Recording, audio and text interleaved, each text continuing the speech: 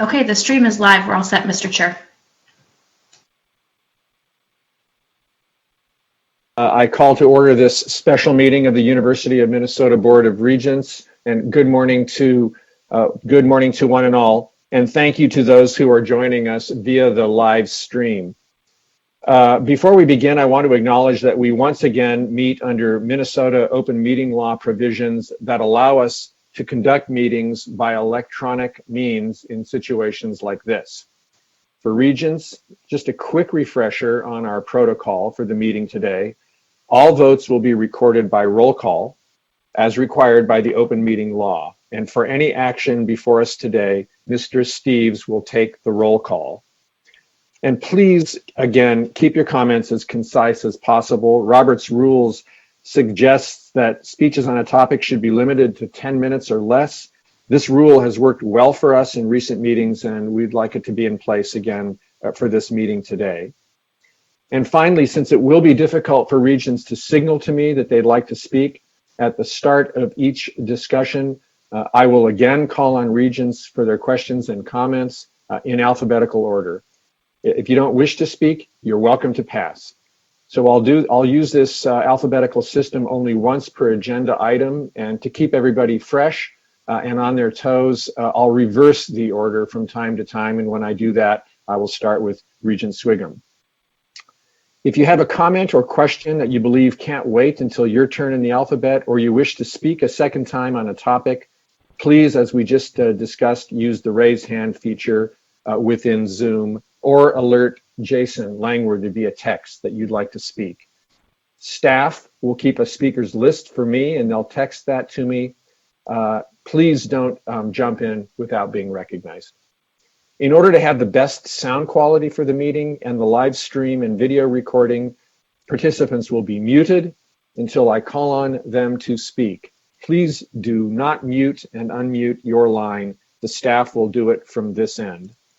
Please allow for a brief pause after you're called on and before you start speaking.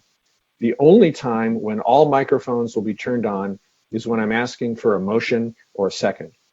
And then finally, I'll remind everyone that although we can't see our audience, this meeting is live and open to the public via a live stream video. It will also be archived on our website for later viewing. So with that, I'll turn to the business before us. We have one review action item related to student fee refunds, which I hope we can move through quickly given Friday's conversation. Then we will discuss the university's pandemic planning and response efforts. We will not have any action today, but where necessary, we will schedule follow-up board discussions for potential action. I'll be looking for your feedback on the need for such follow-up. And then finally, we will discuss the university's preliminary estimates of financial impact. This is important for all of us to understand, and equally important is our input and guidance to the administration as it develops recommendations for our consideration. And this is where I'd like to spend the bulk of our time today. So with that, let's get started. Item number one, the COVID-19 pandemic comprehensive student fee refund plan amendment, and this is for review and action. This is before us for review and action. On Friday, we approved the refund plan, which credits students for housing, meal plans, parking, and other fees at a prorated rate with an effective date of March 28th, the first day of Governor Walz's stay-at-home order. And in our discussion last week, an amendment was proposed to move the effective date of the student refunds to the date that students would have returned to campus after spring break. And that amendment failed to pass on a 6-6 board vote. Today, President Gabel is bringing forward an amended student fee refund plan that closely aligns with that amendment. I'll ask her to provide some context and rationale for her recommendation. So President Gabel, the floor is yours. Good morning, everybody. Thank you, Chair Powell, Vice Chair Swigum, Regents. As the chair said, we discussed the comprehensive student fee refund plan that we brought forward last Friday. And during that conversation, there were multiple rational points of view, to steal a phrase from one of our colleagues, regarding the selection of the start date for student refunds leading to the split vote previously described. This plan is for all students at all levels on all 5 of our campuses. And that split vote, combined with additional information, brings me back to this issue despite our resolution on Friday. In an effort to make students whole, I would like to propose that the board amend the start date of the refund credits from the previously proposed and approved date of March 28th to the date that the chair described, which is the date on which students would have returned from spring break had the pandemic not occurred. So for Duluth, Rochester, and the Twin Cities, that would be March 16th. And for Crookston and Morris, that would be March 23rd. These dates vary by campus because their spring breaks were at different times, but they collectively underscore our shared desire to support our students, anchored in as much clarity and consistency as our rapidly changing circumstances allow. This action will also serve to focus the work of our administration and your governance on our future. As I will discuss later in the meeting, we have made a wide variety of modifications in the interest of our students, staff, and faculty, and the legacy of the institution as a whole. But we have much work still to do collectively in service to the legacy of this institution so that it thrives and emerges stronger than ever. We've begun the process of building both short and long-term options for our financial health, in protecting our mission amidst uncertainty and tremendous challenges. And with that, I offer this revised refund proposal for your consideration. And I thank you very sincerely for your continued support during this difficult time and for all you do for the University of Minnesota. Thank you, Mr. Chair. All right. Thank you, President Gable. Before we move to discussion, is there a motion to approve the comprehensive student fee refund plan amendment as just described by President Gable? So moved. So moved. Second. Okay, I hear a motion and I've heard a second to approve the comprehensive student fee refund plan amendment. So for discussion now, we'll turn to that, and here again for this round, we will begin with Regent Anderson. Regent Anderson, do you have a comment? I'm fine. You can pass for me. Okay. Regent Beeson. Yeah, thank you, Mr. Chair, and good morning, colleagues. I am going to support the resolution because I think we need to move on and begin to focus on the really monumental challenge we've got in front of us. This challenge is going to be the likes of which the university may never have seen since John Pillsbury saved the university in the late 1880s. I do get the contract, the legal arguments that the students are leading with, and I recognize there's been pain and certainly stress from this unbelievable virus. But what surprised me with all this is that when there's an emergency or a catastrophe, I'm accustomed to friends, family, and partners. I'm unaccustomed to them insisting on being made whole. I've never seen anybody made whole from any situation that is of nobody's fault. And I'm not accustomed to the threat of litigation. It just flies in the face of my sensibility and it feels like our relationship has changed, and maybe it's more of a business relationship, and it is what it is. Why am I making a point out of this? Because I'm really consumed with our other stakeholder, which Regent McMillan mentioned on Friday, and that's our employees, and they're at much higher risk, frankly, than the students. So the cook that gets up at 4 o'clock in the morning and prepares the breakfast for the students in the quad, what happens to her if we don't repopulate the dormitories this fall? Single parent, husband might be out of work, no college education, no employment. Or the TCF Stadium, the people that serve us and the students. Caremark just laid off 175 people, and they're going to lay off more. Those people all have 2 jobs. And then look at the contract faculty member who is completely unemployable if they get laid off. They can't go down to Metro State or Augsburg and get a job. So I'm really, and we have up to a $300 million hole here that we'll be talking about. And I just, I can't stop thinking about it. I know how it works around here. I've been here 10 years. When there's budget cuts, it's the lowest cost employees that get hammered. It always starts with them. They're pushed to work harder. Their hours are cut. They're furloughed. They're laid off, and I can see their eyes.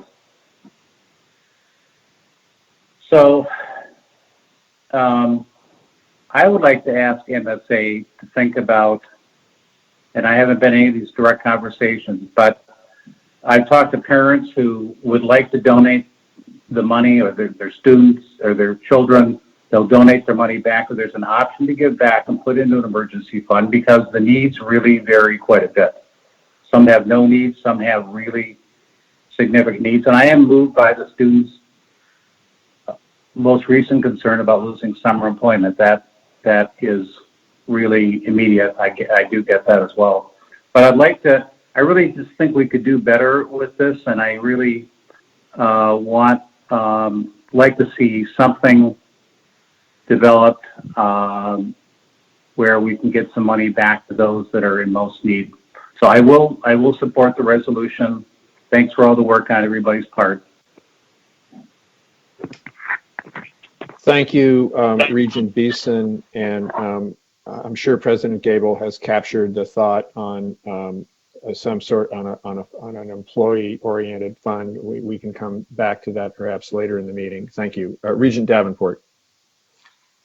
Thank you, Chair Powell. First and foremost, I want to thank the university community for the patient care, the research, the focus on teaching and learning, and everything that keeps our university going. And I want to ask us to remember that we are in a crisis. People are working hard to balance the needs of individuals with the needs of the broader community and state. And we do need to deal with this issue of student refund now, but we'll see shortly what we may be facing in the long term. And I anticipate tough challenges and tough decisions. This is just the start, and I'll support the proposal. Thank you, Regent Davenport. Regent Her.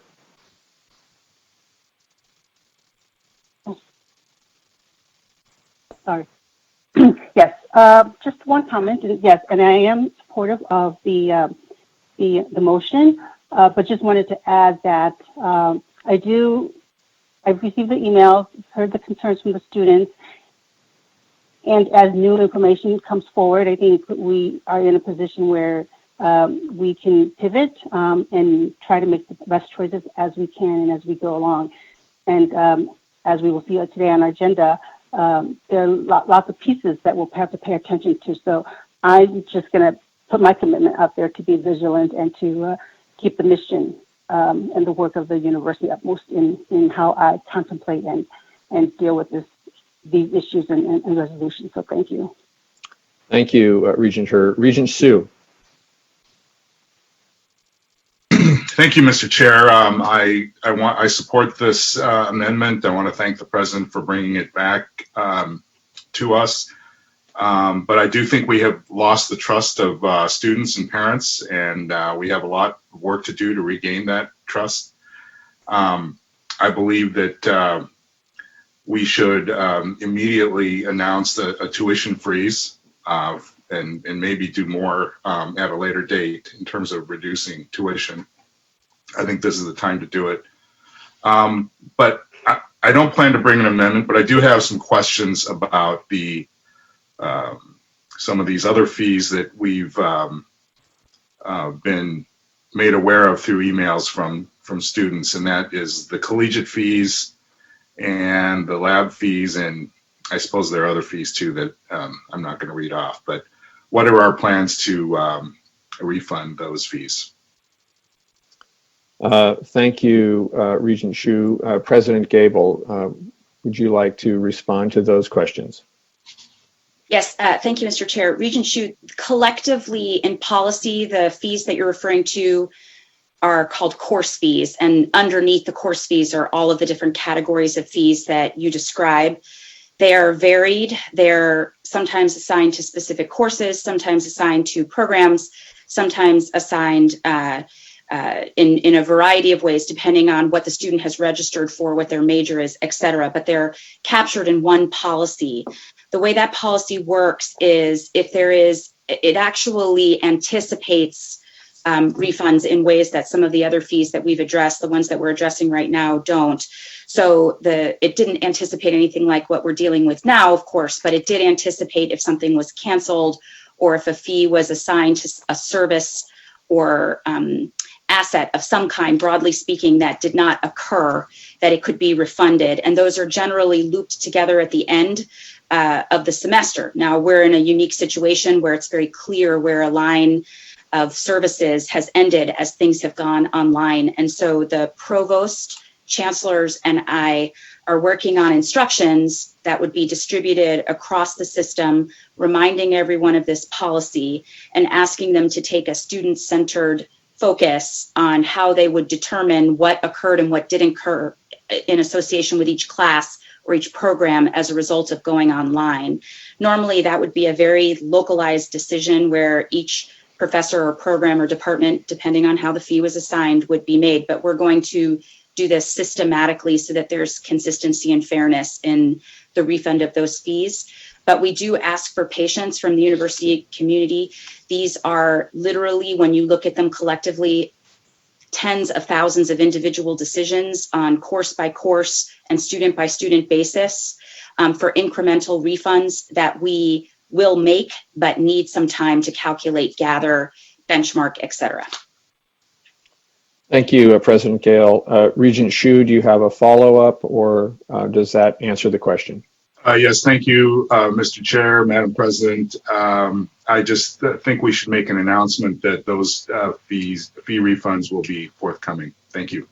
Okay, thank you, Regent Hsu. Regent Kenyana. Thank you, Mr. Chair, Madam President.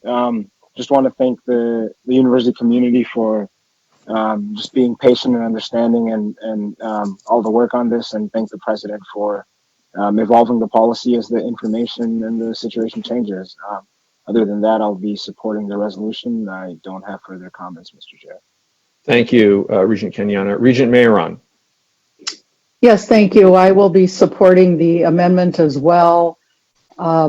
This is a virus that hit us with lightning speed. It has required lightning speed decisions to be made. This decision that we are now reaching, I am very pleased with the decision and where we got to.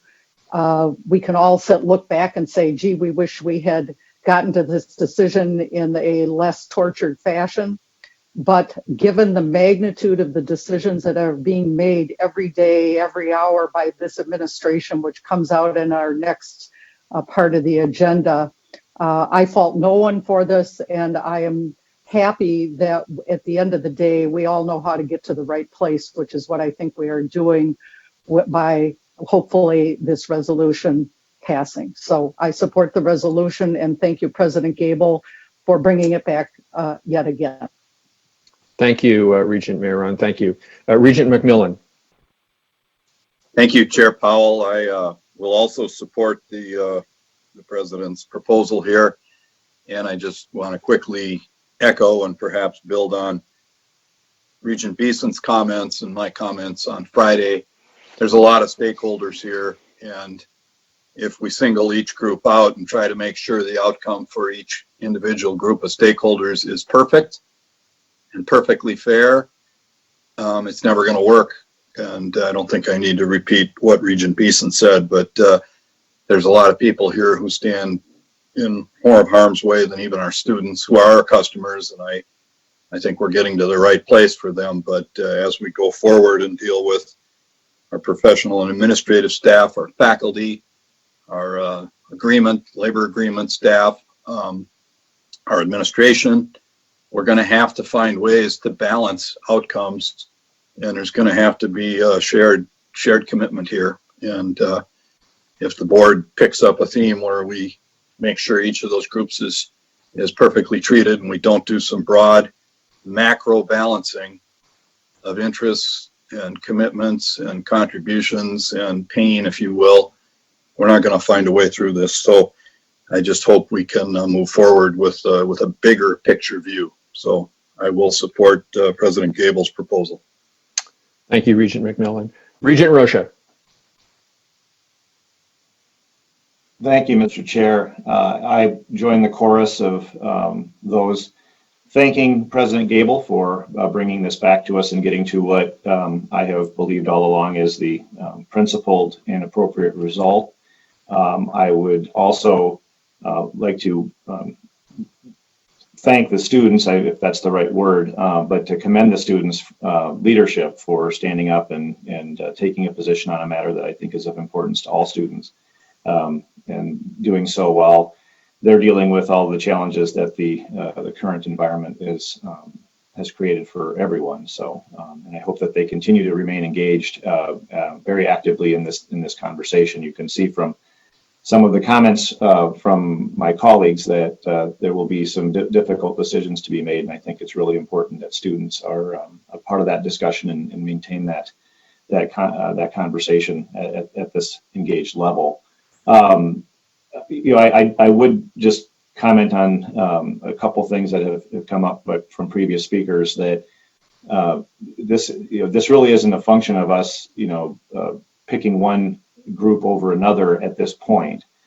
Certainly, this conversation is about what has already occurred, what was already paid. No one is suggesting that staff, faculty, employees of the university would not be paid for work that they've already done. And so, by keeping funds for something that has been paid but no value received would be the equivalent of simply telling our employees, we don't have the money, we're not going to pay you for what you've already done. We now will start the conversation about how we find the resources or how we cut the expenses necessary to ensure solvency as we try to deal with the effects of the pandemic. I am pleased to hear colleagues talking about their concern for the lowest paid employees and the fact that often our lowest paid employees have faced the most difficulty. I would point out that as the governing board of the university, we will decide whether they are the ones that bear the brunt of this. We have a very wide range of compensated employees. I would suggest that virtually all of them are at par or in better shape than our students as we go forward.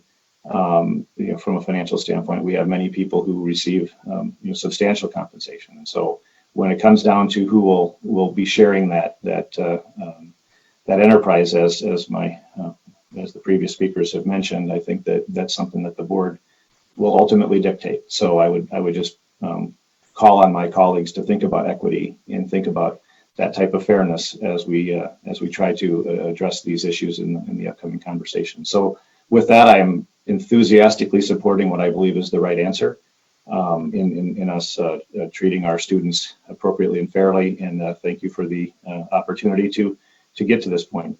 Thank you, Mr. Chair. Thank you. Thank you, Regent Rocha. Regent Simonson.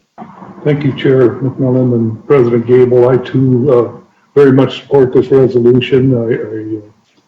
The added information that we received following the last Friday's meeting, I think certainly makes this important to move forward like this. I would also like to add, I mentioned it last week and it's been mentioned a couple times today about people that parents or students that don't need the money. I would like to see something go out, some kind of communication from the administration encouraging those that don't to either pay it forward to the fall semester or not cash the check or return it, something like that. I'd like some kind of communication to encourage that because there's a lot of people that don't need it.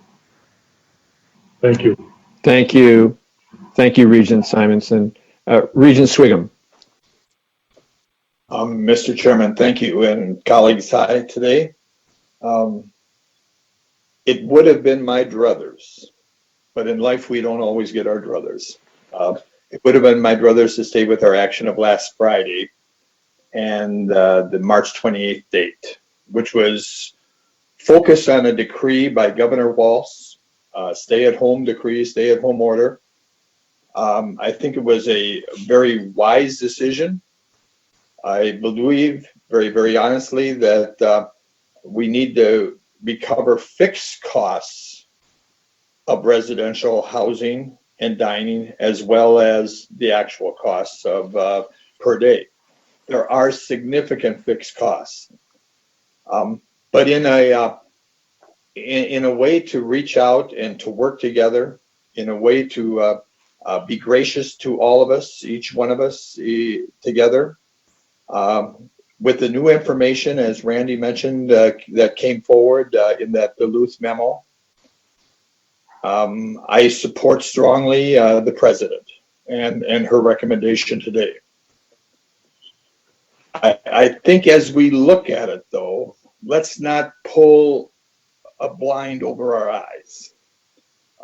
Fixed costs are there. They may be labor costs of cleaning, of maintenance, of security. They may be insurance costs. They may be utility costs. There's significant fixed costs that need to be met, which we are not going to meet with this decision today. That only means to me in economics 101. I never went to a level 2 or level 3 economics class, but in economics 101, if somebody isn't going to meet their fee for the service that they're receiving, it's going to be subsidized by somebody else. That might be programs, that might be, as we look at this transition budget, which is going to be really difficult for the president to bring forward next month. It might be tuition increases, it might be furloughs, it might be hundreds of things. But recognize those fixed costs are significant. They do not just disappear.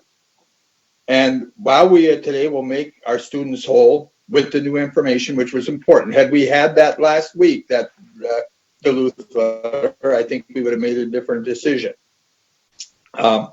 But that's the timing of the situation.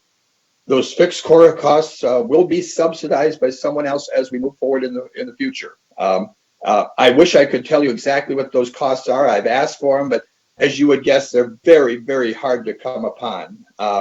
It might be $1 million, it might be $4 million, it might be $7 million, it might be $10 million when you look at all the residences in the 4 campuses we have. But whatever it is, it's going to be taken care of by someone else. But in a outreach to colleagues and to interest groups, in a new information that became available, President Gable, I strongly support you and your willingness to pivot and move forward into other issues. Thank you, Regent Swigum.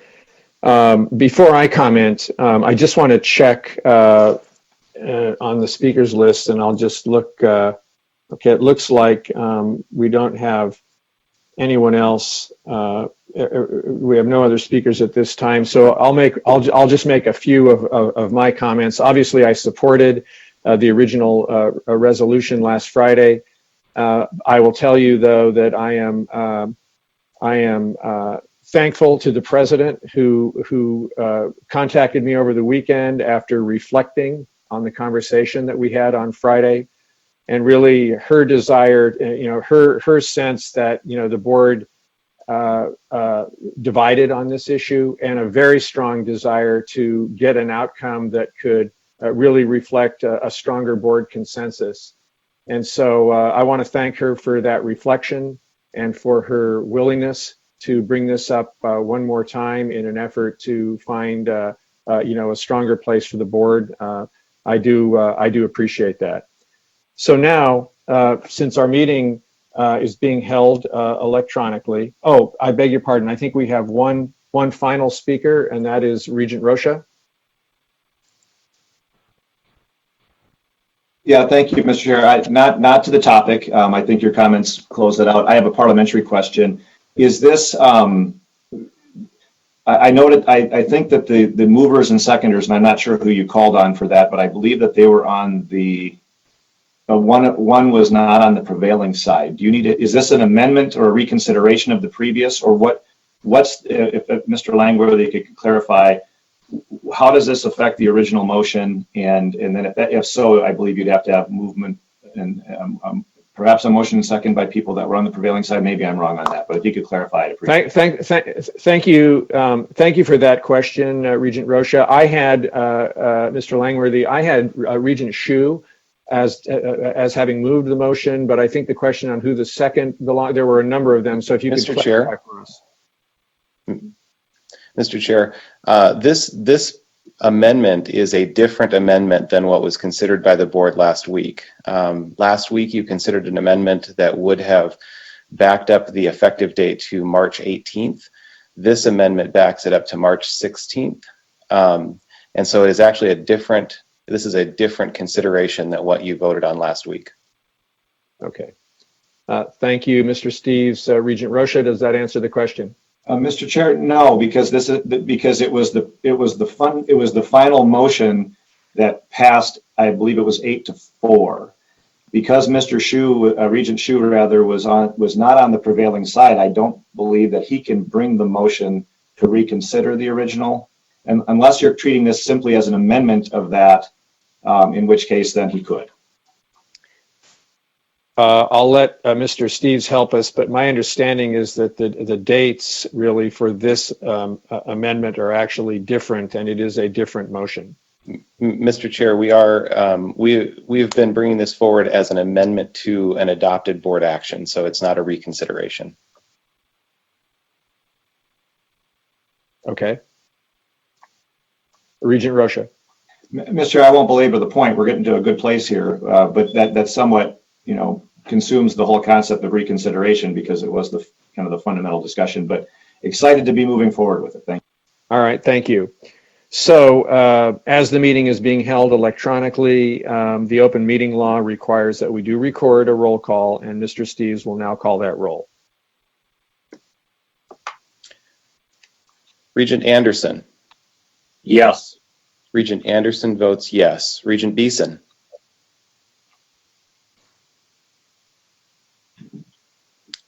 Regent Beeson. Yes.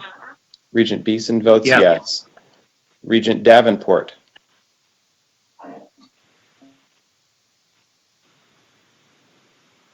Yes.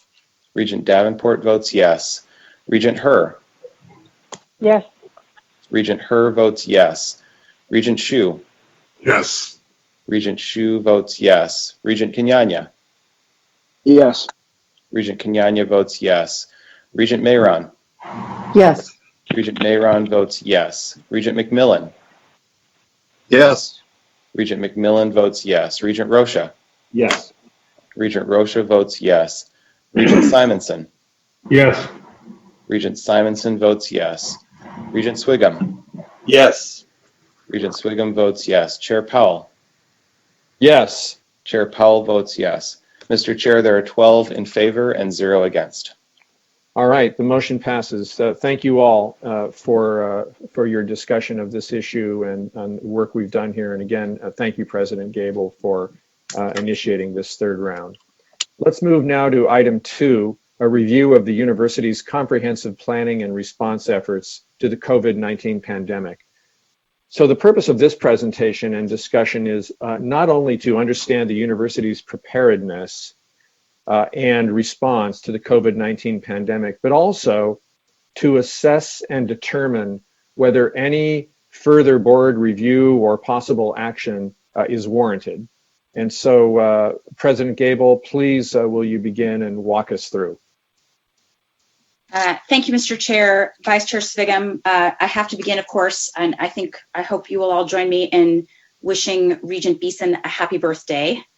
Heck of a time to be celebrating a birthday, but off we go.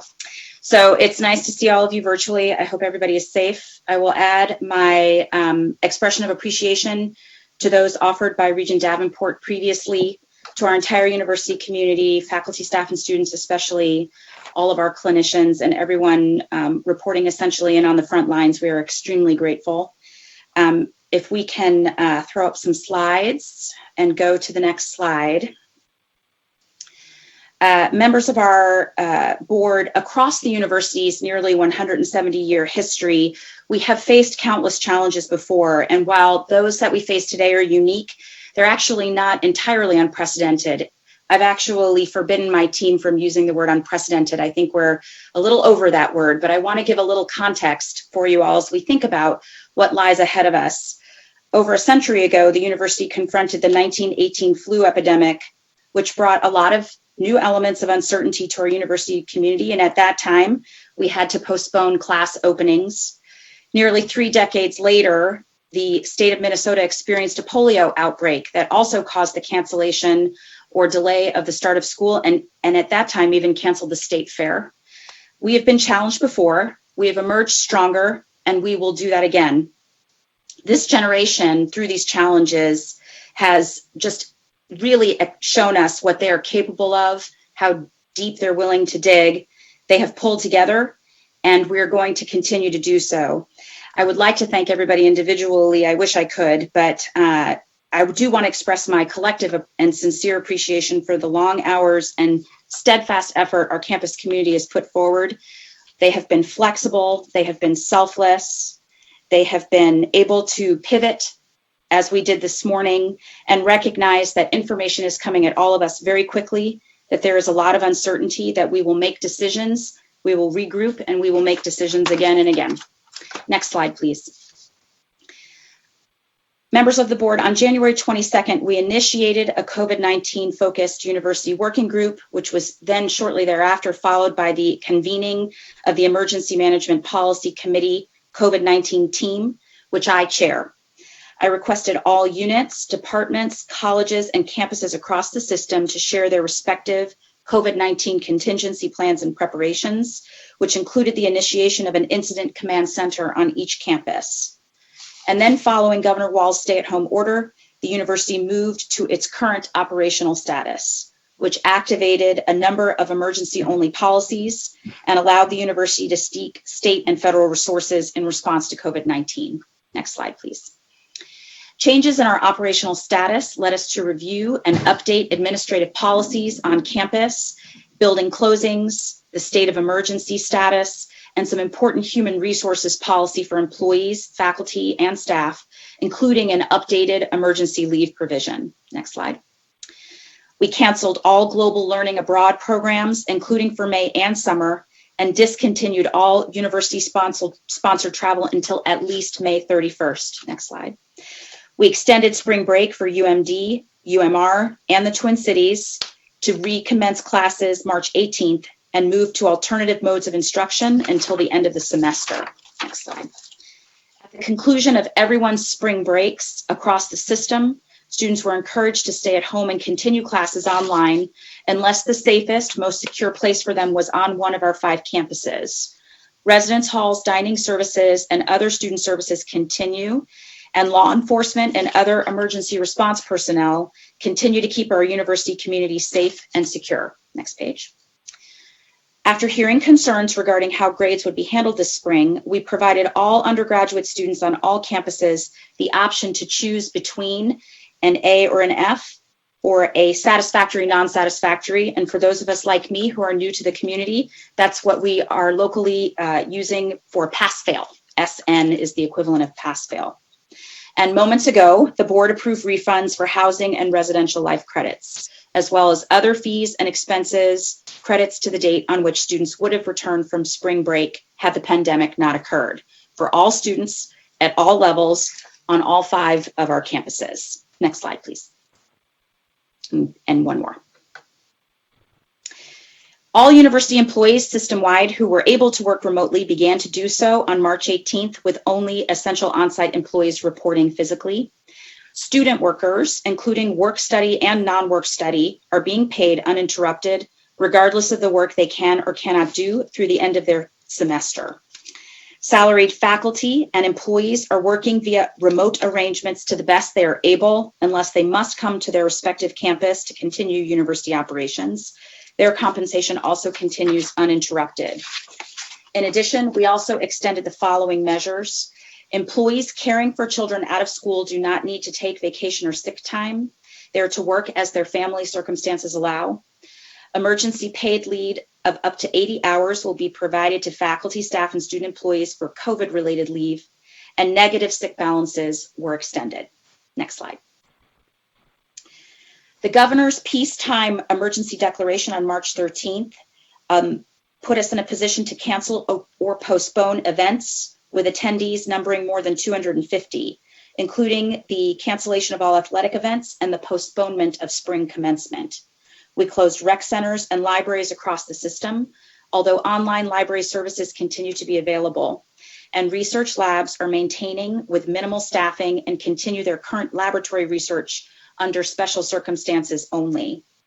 We moved to extended reduced operation status on March 23rd, which included adding a designation of essential on-site campus roles. Next slide, please.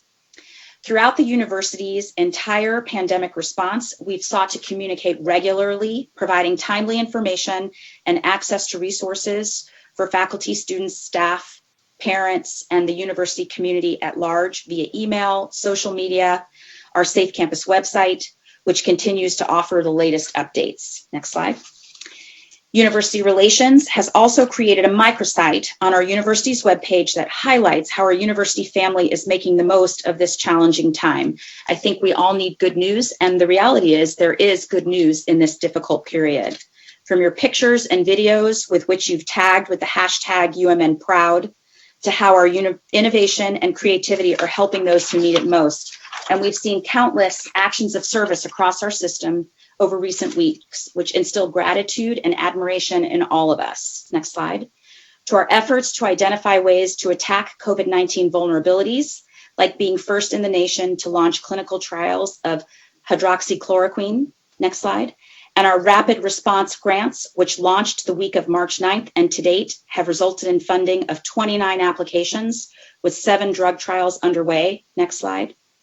We've also witnessed the calls to consolidate our collective PPE and redirect it for healthcare use, the repurposing of our microbiology research facility and UMN Genomics Center, the same one that you all visited last fall, to develop COVID testing, which resulted in the development of a fully validated COVID diagnostic test in just 5 days. Next slide. And many of our researchers and faculty through our COVID Action Network, which we are calling UCAN, which obviously we just stood up. We didn't have a COVID Action Network before, that are bringing together their intellectual rigor and expertise to support our frontline medical staff with research, analysis, and idea generation. Next slide. We've seen CIDRAP and the Carlson School work together to address supply chain risks, and our College of Design and College of Science and Engineering working on PPE design and production. Next slide. And the University of Minnesota Foundation has also stepped up by arranging 2 special funds for students and healthcare workers with active calls and incredible generosity from our supporters to advance it. Regent Simonson, I believe this is the best repository for the call that you made earlier for families who do not need the resources that are about to be refunded as a result of the board's action earlier today, to redirect those resources to the funds that the foundation has established if they are so inclined. There has been so much more. I'm almost worried that by listing it, I'm leaving someone out. If you weren't listed, please add yourself to this microsite and we will be very happy to promote the good work that you're doing. Next slide. Members of the board, as we pivot ahead, we do so on a firm foundation of short and long-term decisions we've made together, not only in these recent weeks, but also in the months and years prior, so that we can approach this ready with the right operational plans, sufficient, although challenged resources, and the right can-do spirit to emerge from this stronger. We've done a lot already. We're out front on this challenge. We've saved some resources through the cancellation of events as travel, and we've also begun the process of containing costs. Our reserves are strong from years of financial management, but I want to identify some additional steps that we've taken. First, we've implemented a freeze on all hiring, reclassifications, and one-off salary increases. Almost 200 members of the senior leadership team from across all 5 campuses have voluntarily joined me to take a 1-week voluntary action of a pay cut equivalent to a 1-week furlough. It is not a furlough because we are all still working, but if we were to furlough, it is the amount that we have voluntarily taken, and we will take that cut during this fiscal year. I will also voluntarily reduce my salary by 10% starting next fiscal year until we return to traditional operations, and members of the cabinet are voluntarily joining me in this effort. We are implementing a tuition freeze for next year to support students and make sure they're able to continue their education. In addition to these cost-cutting measures, we are also looking into the future. We will not have a salary increase next year, and I am empowering the creation of 2 strategic planning teams to look forward to what we will do to curate the mission during this crisis and thrive so that when we emerge, we are certain of the continued legacy of this institution. The first working group is chaired by Provost Rachel Croson, who joins us officially in her role for the first time today, and I welcome her. And it is co-chaired by Vice President Chris Kramer. And the purpose of the first working group is to curate the mission and make sure that the core attributes of the work that we are doing endure despite the challenges that we face, both fiscally and in terms of the distance that the coronavirus imposes on our operations. The second working group is co-chaired by Senior Vice President Brian Burnett and Interim Vice President Ken Horstman. This working group is focused on how to find financial considerations across the system that we can use to create systemic level cost saving measures and make sure that we retain as much as possible our commitment to our employees, faculty, and staff so that we can continue to be and support our critical asset, which is our people, as we curate the mission during this difficult time. In a few minutes, Senior Vice President Burnett will discuss in further detail the impacts of COVID-19. I've asked him and his team to do so in a best, middle, and worst case scenario across the system. Based on that discussion, we anticipate asking individual units to start modeling for cuts at best, middle, and worst case. But the working group will look above that at the systemic implications of what we're talking about so that we can leverage the strength of systemness in order to move forward in service to the state. I will note specifically that I have asked AD Mark Coyle and Vice President and Dean Jacob Tolar to look at their budgets in addition to the budget presentations that we will have in the future because of the unique attributes of the parts of the institution for which they are responsible. They will prepare their own plans and present those at our May meeting in sync with the regular budget presentation that was scheduled for that time. So, Mr. Chair, at this point, I will conclude my report and welcome any questions that you may have. Okay, thank you. Thank you very much, President Gable. So before we move to the discussion, I do want to acknowledge the tremendous volume of work that this administration has undertaken in the last several weeks across a wide variety of areas. And in particular, the terrific service that is being done for the state and the nation by our medical enterprises. And I want to thank you, President Gable, for your leadership during this very tough time. So, colleagues, I want to remind you that we have an opportunity during this conversation to assess the actions that the administration has taken and to discuss whether any would warrant further review or potential action by the board. And this, of course, is going to require us to walk that line between governance and management as the president has taken action as part of her delegated authority. So I would just say I don't think we're here to manage the details of the university's response, but we're certainly here to ensure that we are directionally aligned around key objectives. And where necessary, we will schedule follow-up board discussion and potential items on particular points that may arise from this discussion today, but we will not be taking any action today. So with that, I look forward to all of your input and suggestions and questions. Just for the heck of it, we'll start in reverse alphabetical order as we begin this discussion, beginning with Regent Swigum. Mr. Chairman, wow.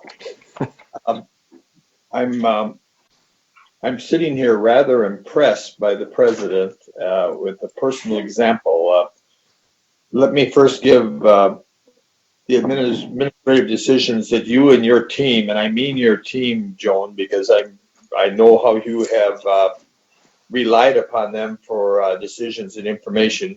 Your team has led wonderfully in this last 3 weeks of rapid fire decisions. But today the personal examples that you dump on us, all I can say is wow. Yeah, you know, leadership is by example. The most important way of leadership is example. And I think you said a 10% pay cut.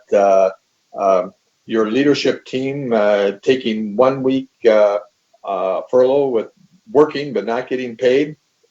All I can say is, wow, Mr. Chairman. I do have a question, though, of the president, if I could. Yes, please, Regent Swigum. And that be, Madam President, this is a very difficult time. I'm looking forward to your transitional budget, which is going to be very difficult to put together. Have you had recent conversations at all with legislative leadership and or the governor, with Governor Walz regarding the state's position and how maybe sometime this summer or fall, after all these numbers and costs of the public institutions have come together? That includes obviously Metro Transit, it includes transit services, it includes higher ed, it includes nursing homes, hospitals. There's going to be some type of request of the legislature to maybe help these public institutions out. Have you had any initial conversations with them? We have, oh, sorry, Mr. Chairman. Go for it. Thank you. Sorry. You think I'd be the Zoom master by now, but apparently I am not.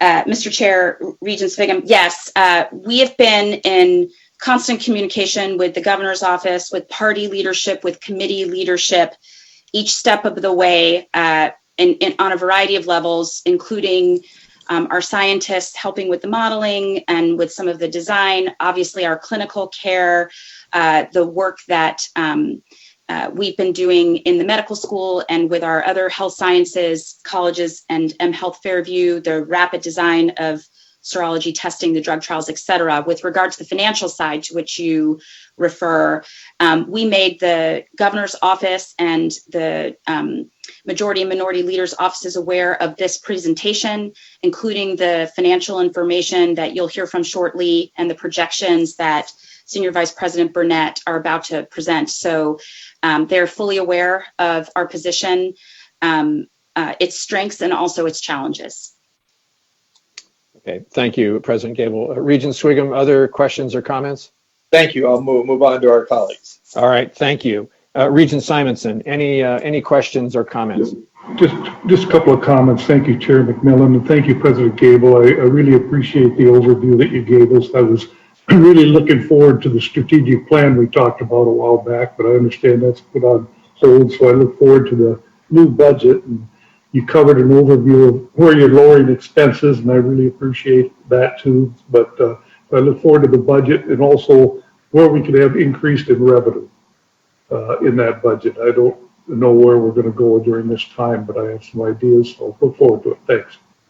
All right, Regent Simonson, thank you. Regent Rocha. Thank you, Mr. Chair. And again, thank you to President Gable and her team for putting this together. And I, certainly not lost on any of us how challenging this has been and how, if I'm not mistaken, President Gable, this was not part of the job description that we sent you a year and a half ago, or however long it's been. And your adaptation is admirable. I do want to point to the commitment to freeze tuition. I think that is tremendous. I think that demonstrates leadership. I am a strong supporter of that approach.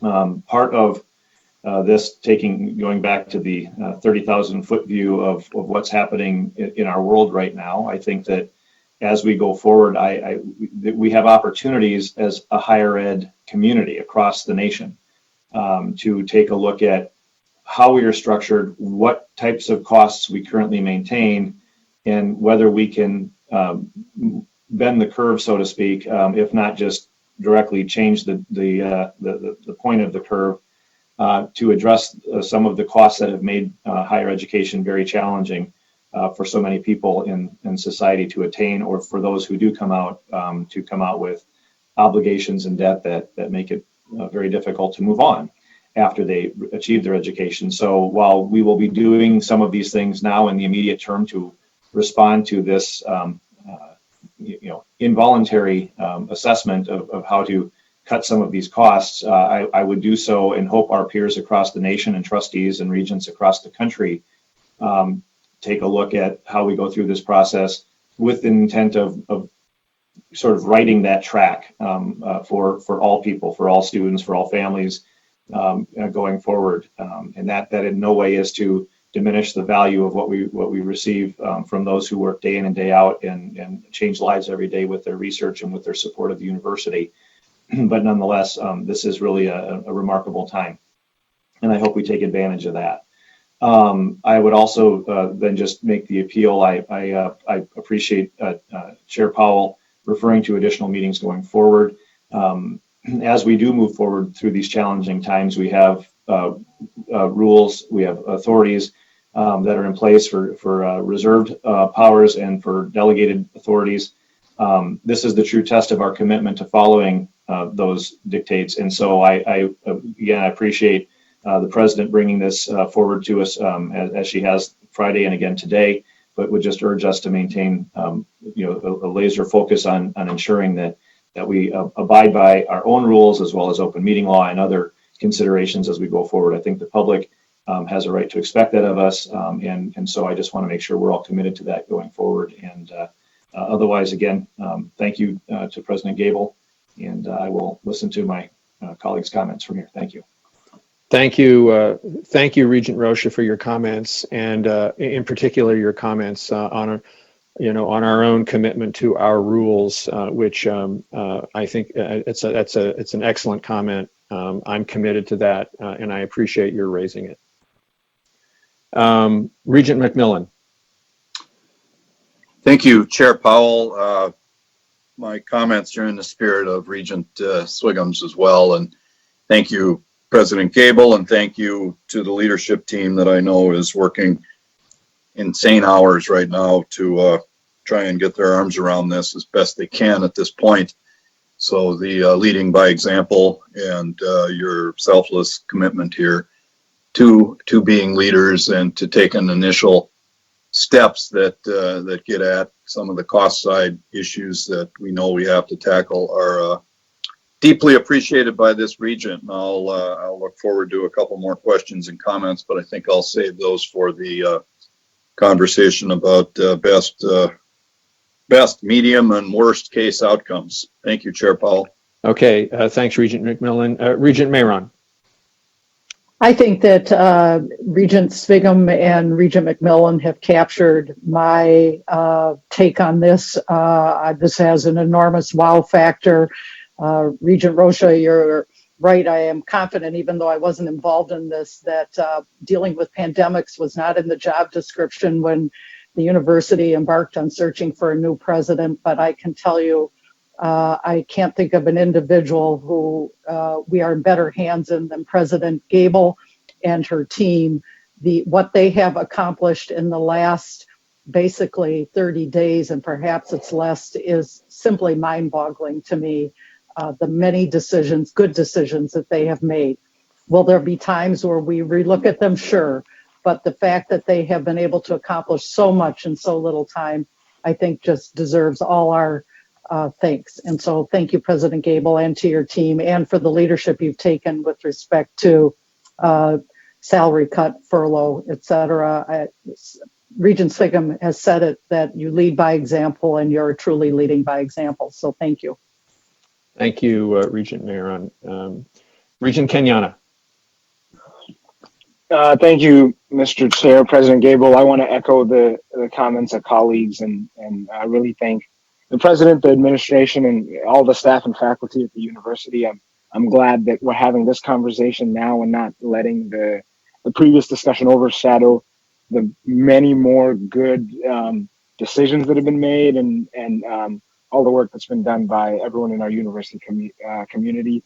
The number one feedback I've gotten that people have appreciated is just the communication, just the constant communication, the visible leadership, and just being kept in the loop of what's happening. And if there's not an update, even that email to say that, things are as they were yesterday. I think people really appreciate that. That coupled with the announcements you just made about the senior administration and the voluntary salary cuts. Again, with the announcement with the tuition freeze, that's a great commitment. I'm really happy to hear about it. Obviously, that leads to other decisions and prioritization that will be necessary, but I think it's the right thing.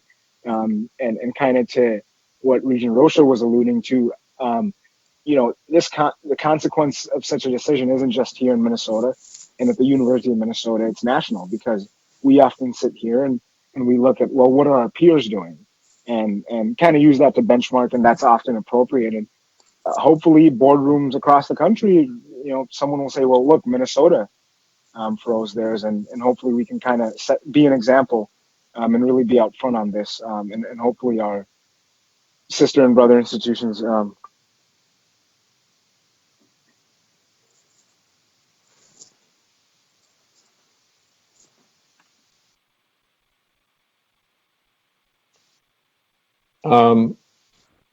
First of all, can you hear me? And second of all, have others lost Regent Kenyana?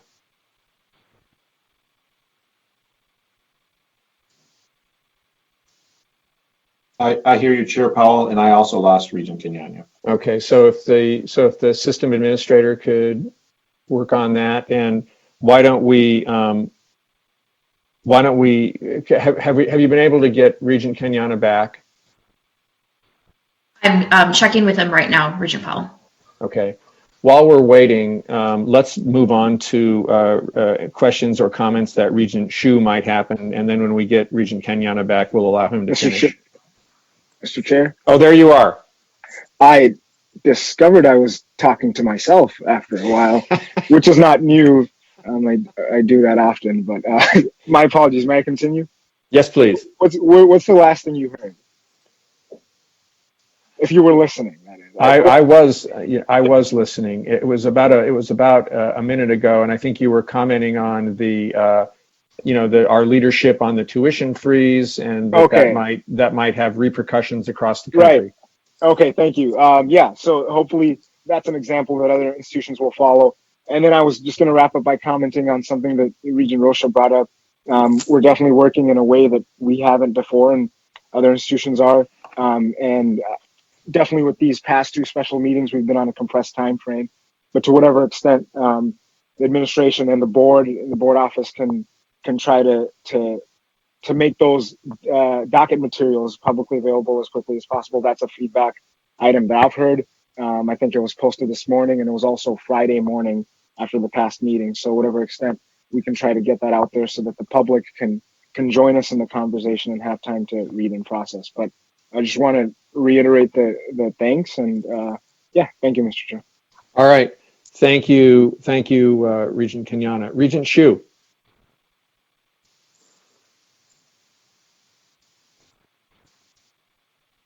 Here he is. Hey, thank you, Mr. Chair. Yeah. I'd like to start by thanking everyone at the university for doing all the things, not just in trying to help the university survive, but to help the entire world survive this pandemic. And I think it's great that people are taking their time and their energies and their know-how to do those things. I would also like to thank the administration. I'd like to thank President Gable. Those actions, I think, are appropriate at this point in terms of the pay decreases and however you want to call them. I do think that the strategic planning that we talked about just a couple weeks ago, I think we need to rethink some of that in light of what's happened and what's happening to the entire world of higher education. I am pleased that the online learning has worked out, and it seems to be less trouble than we were led to believe before this whole thing started. I would like to talk a little bit about admissions, because that is kind of been absent in our discussions. Admissions drives our revenue for the fall. We'll probably talk a little bit about this later, but in terms of admissions, I think we should obviously be doing everything we can to open up our waiting lists and admit more students, just because I think a lot of students are not going to show up. They may be taking a gap year. There's been a lot of media attention on this recently, and I think this is an opportunity to get Minnesota students to stay at home for their education. Also, regarding the tuition freeze, I think we all think that there's going to be a tuition freeze coming. I want to make sure that there's a commitment to bring a tuition freeze for the budget and possibly a decrease. Lastly, not quite lastly, but what are the actual reserves? I think we'll get to this in the next. So Regent Hsu. Yeah. These are all good questions. I'd like to hold off. I mean, they're really going to be very germane when we pivot to the next topic where we're really going to focus on these financials. So rather than getting into those now, why don't we let Senior Vice President Burnett and his team kind of lay out. I mean, there are going to be a number of, I think, discussions on topics like the one you've raised. And so I'd like to ask you if you can just hold those questions for now, please. Okay, I will. Thank you, Mr. Chair. I will hold those questions, but I'd like to lastly say that we need to really consider what we're doing as a university, what is our core mission and what is not. And we have a lot of things such as non-degree programs and non-core programs that we need to take a specific look at. So thank you very much. All right, thank you, Regent Hsu, for those comments. Regent Her. Thank you, Mr. Chair. Just basically, quick comments. One is I do want to thank the president and commend her and her leadership team on just being such visible problem solvers and being out there. So I would encourage more initiative, I guess, to really take on that public leadership role and to let every citizen in Minnesota and the world know that the University of Minnesota is of added value and that we do excellent work. So I see that happening in the news cycles and among my friends and colleagues commending the work of the university. Two is I am concerned about online learning, and I wondered, and it could be addressed later on too, the assessment of online learning and the evaluation, and whether or not students are able to have true access. I know I have nieces and nephews that go to public schools, and their systems are always crashing. And as we saw with Regent Kenyana, we have technology issues. So our students being able to access the classes and the online learning, the rural and urban divide, and those types of technology issues. And then maybe at the end, an evaluation of how are students learning, what's the experience been like, and how do we improve upon that. I know that the staff and faculty are probably looking at that, but I'd like to get some information on that. And then with tuition fees, right now it sounds good, but that equalizes the burden among all students. I wondered, just throwing out there for consideration, the idea of looking at free tuition based on income, and say, for example, low-income students, so that we are targeting a specific group to help them and to offset the cost of education and making more accessible. So just because tuition is frozen doesn't mean that we equalize the issue of access. So those are the thoughts that are going through my mind as we go forward, and I look forward to listening to Vice President Burnett and the presentation and how are we going to address the worst come and then the best case scenarios. All right, thank you, Regent Her. I think what I'd like to do, and I know I've run through many people, and there have been a couple of points, certainly a number of points are made, and what I'd like to do now is I'm sure President Gable is taking notes and has some reactions. And President Gable, why don't I give you the chair to respond to some of the specific points that you've heard before we move on to the next group of regents. And I apologize for not doing this sooner. Thank you, Mr. Chair.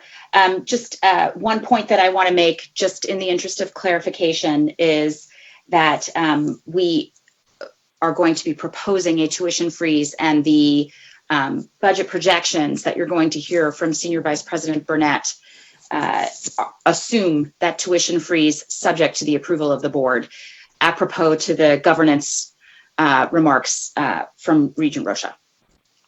President Gable, you've heard a number of good comments. Anything else that you want to respond to or elaborate on now?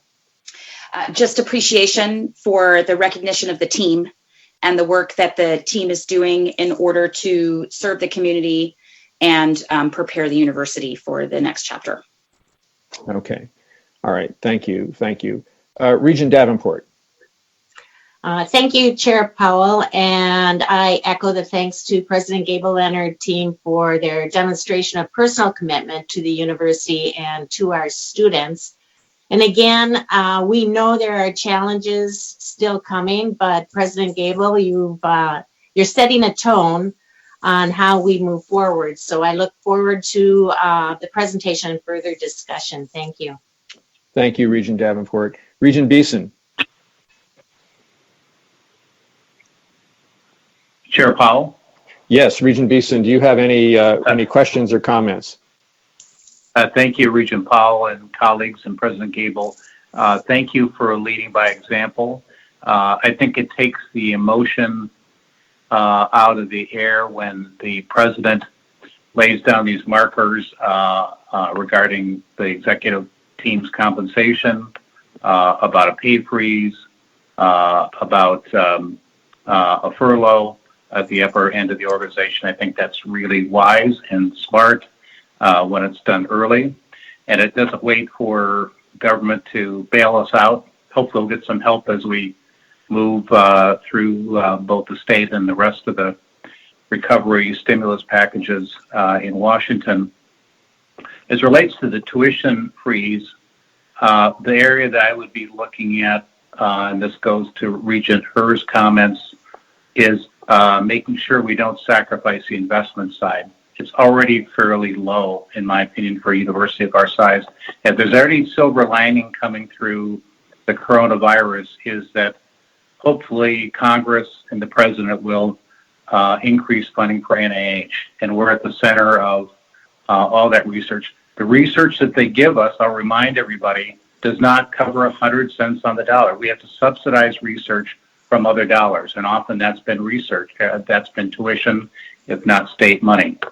So there is a chance to grow our research and to move this conversation about vaccines and treatments ahead immediately and through the next couple of years. So if it came to raising tuition, I would be, I've been one to support very modest increases because it is a lot of money that's spendable money for the administration for investment and other purposes. But I look forward to that, and I really like the modeling that we'll be talking about that begins to put different scenarios in front of us with different assumptions. I think doing that early like you have is healthy, and we'll stay focused on that. Thank you. Thanks, Regent Beeson. President Gable, any thoughts or reactions to Regent Beeson's comments, particularly in the sort of research funding environment? Thank you, Mr. Chairman. I'll defer. I have some, but I think I'll defer them until after Senior Vice President Burnett makes his presentation because that will offer some helpful context. All right, good. Thank you. Regent Anderson. Thank you, Chair Powell, and just a couple of quick comments. First of all, I'll say it's kind of intimidating how I went from first to last in a very short period of time, but I guess that's the way the life works. So yesterday was the first time I had a chance to view this information. Today's the first time that I had a chance to hear the president talking about the commitment by the leadership team. I appreciate bold, decisive moves and the leadership. They're leading by example. I think that's great. It shows that our leadership is not just going to talk the talk, but I think they're ready to walk the walk. And I'll just finally say, let's not forget about opportunity here. Well, we're all going to need some time to digest all of the information, interpret what the ramifications are for all of us and for the university.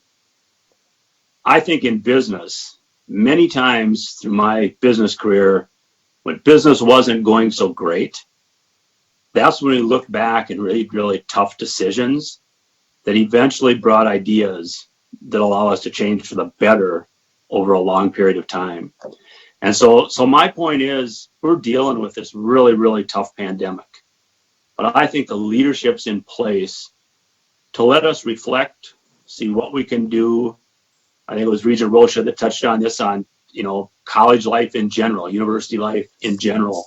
Where will our best people come up with ideas that will change us for the better moving forward? So I guess that's what I have to say. I'm an eternal optimist, even though you made me go from first to last.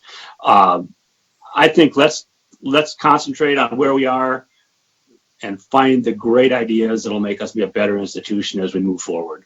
Thank you. Thank you, Regent Anderson, for those great remarks. And I have a feeling that your time will come again to go first. President Gable, any additional, before we soon bring this to a close, any thoughts or comments on what you've heard from the last couple of regents? Not at this time. Thank you, Mr. Chairman. Okay, thank you. And I think that Regent Kenyana would like the opportunity to speak. Yeah, thank you, Mr. Chair, Madam President. Brief question. The administration decided not to charge late fees and delay spring tuition payments. Has any consideration been given in allowing registration for students with balances? Yeah, President Gable, is the question clear? Yes, Mr. Chairman, Regent Kenyanya, I'll have to defer to Senior Vice President Burnett for how that's been operationalized. Okay, so we'll come on to that. Or would you like Senior Vice President Burnett to take that one now, or do you want to bring it on in the context of the next discussion? It's just a specific standalone question. It's not really part of the projection, so he could probably just address it now. Senior Vice President Burnett. Thank you, Mr. Chairman. Regent Kenyana and members, we've been working with our campuses to be not only waive the late fees that are normally there for not paying their tuition fees on time, because many of our students pay throughout the semester, but we've talked about with our folks about letting students with a balance register next year and being more open to those balances moving forward next year than maybe we have been in years past, as a student-friendly mechanism, as a strategic mechanism. So I will tell you, we're going to do all we can to keep those students persisting through their program here on our 5 campuses. Does that address it, Regent Kenyana? It does. Thank you. Thank you all for the response. All right. Okay, thank you. So I see no one else with a desire to speak. I'll just make a few closing comments here. I'll start with a question. An operating question, President Gable, that I'm curious about. I mean, one of the many significant pivots that we've had to take, as a teaching institution, is this incredibly rapid pivot to online teaching and learning. And I'm wondering if you would just give us maybe a few headlines around how that has gone, any of the key learning points. Obviously, there'll be a lot more time to delve into this later, but I think it'd be interesting to hear your initial commentary on how that transition has gone. Thank you, Mr. Chairman. Remarkably well, although not perfect, is how I would describe how the transition has gone. Part of the challenge, obviously, was the speed and scope with which we had to make the transition. And in many cases, with types of instruction that are not typically offered in any kind of alternative format, that are very hands-on and experiential. But we have figured out ways to do it and intend to leverage the lessons that we've learned from this transition going forward. The board will recall, and for those of you watching, that the strategic plan, while certainly in need of, we would say, some tweaking at a minimum in light of everything that has happened, already reflected a plan to discuss modality and at the beginning of strategic conversations consultatively across all of the campuses and with third-party experts to see how we could really boost and reframe our position as part of distributed learning leadership. And so this was one heck of a test case for us to see how that worked for us, but we have learned a lot, and in many ways, some very positive lessons that we intend to cherry pick, and we will do some of that cherry picking as soon as summer a lot of our summer curriculum is already online on all the campuses. In fact, some of our campuses like Crookston and Morris are 100% online in the summer anyway. But what that can mean for what we offer during the summer, how we offer it, what that means for our curriculum, we're going to take every opportunity to expand and while ensuring quality along the way. So not perfect, but surprisingly well, to be perfectly honest. All right. Thank you. Appreciate those comments. I see that Regent Shu would like to make a comment. Yes, thank you, Mr. Chair. Along the same line of discussion here, I want to make sure that we're doing everything we can to get classes approved for summer learning so that we can at least take in revenue while everyone is still social distancing, if that's what's happening. But I think, normally students try to make up classes in the summertime, and I think there's going to be a little bit more of that where people are going to say, I'm going to use my summer to try and get ahead in my program or whatever. And I hope that we have all the classes available for that. Thank you. Thank you, Regent Shu. Okay, so I'll just close it out now. Thanks to all for this discussion. President Gable, I recall you're telling me that at the University of South Carolina, you went through, I believe, 5 crises during your tenure. Granted, none of them even came close to approaching this magnitude, but they were big crises. And sadly, you had a lot of practice. And I will say that your experience shows very clearly in the way you're leading us through this really difficult time. So thank you and your team for your leadership. So with that, I'm going to move on to our next topic, our third item of business, which is early estimates of financial impact on the university. I want to stress that the estimates that the administration is going to review are preliminary, and regardless of the impact on our budget, the president will bring forward the fiscal year 2021 operating budget at our May meeting. And if need be, additional special meetings of the board will be called before then to review the development of the budget. Now, before I turn it over to President Gable for this discussion, I want to propose a very brief break for folks to just get up for 5 minutes. And I'm assuming that the administrator is okay with that. We can keep everybody online. And it's I'm showing a little 20, if we can all be back by 11:30, why don't we take a break now and stretch our legs?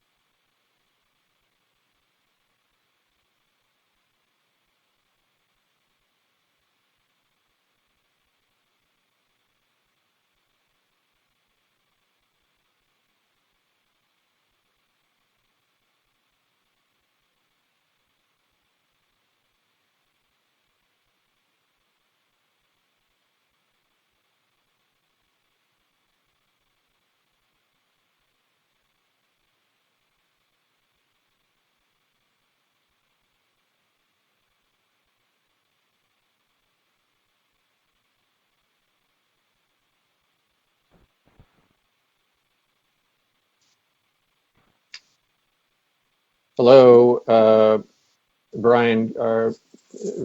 Steves, can you hear me? Are we live now? You can go ahead, Mr. Chair. Thank you very much. We are live now. I'll just ask Mr. Steves to take a quick roll to make sure that we are all here. Regent Anderson?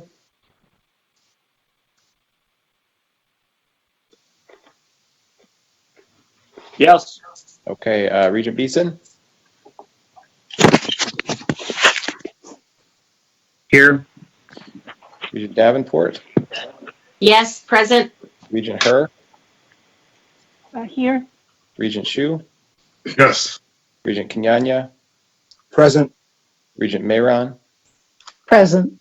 Regent McMillan? Here. Regent Rocha? Here. Regent Simonson? Yes. Regent Swigum?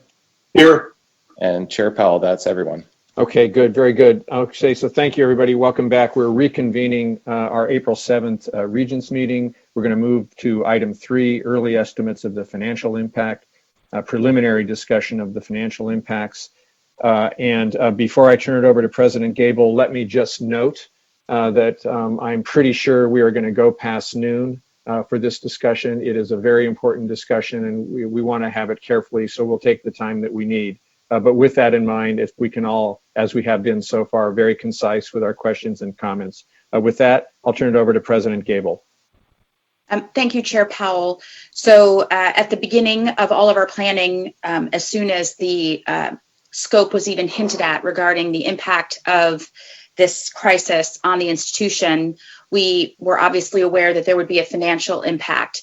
These circumstances are fairly unique in that we cannot project based on historical situations what the financial impact would be. There is more uncertainty around the length of this unique situation.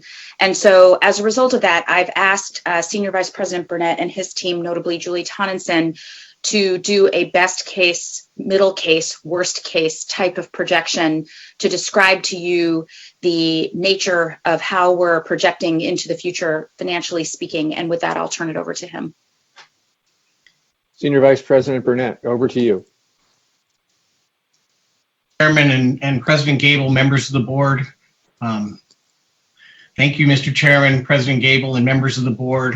We'd like to move through this presentation. Associate Vice President Tonneson and I will move through this in a deliberate manner so that we can get to your questions, because I know this is a lot of information to share. If you can advance the slide, please. I'd like to point out, fortunately, the University of Minnesota came into this world public health crisis with many key areas of strength, only some of which are listed here.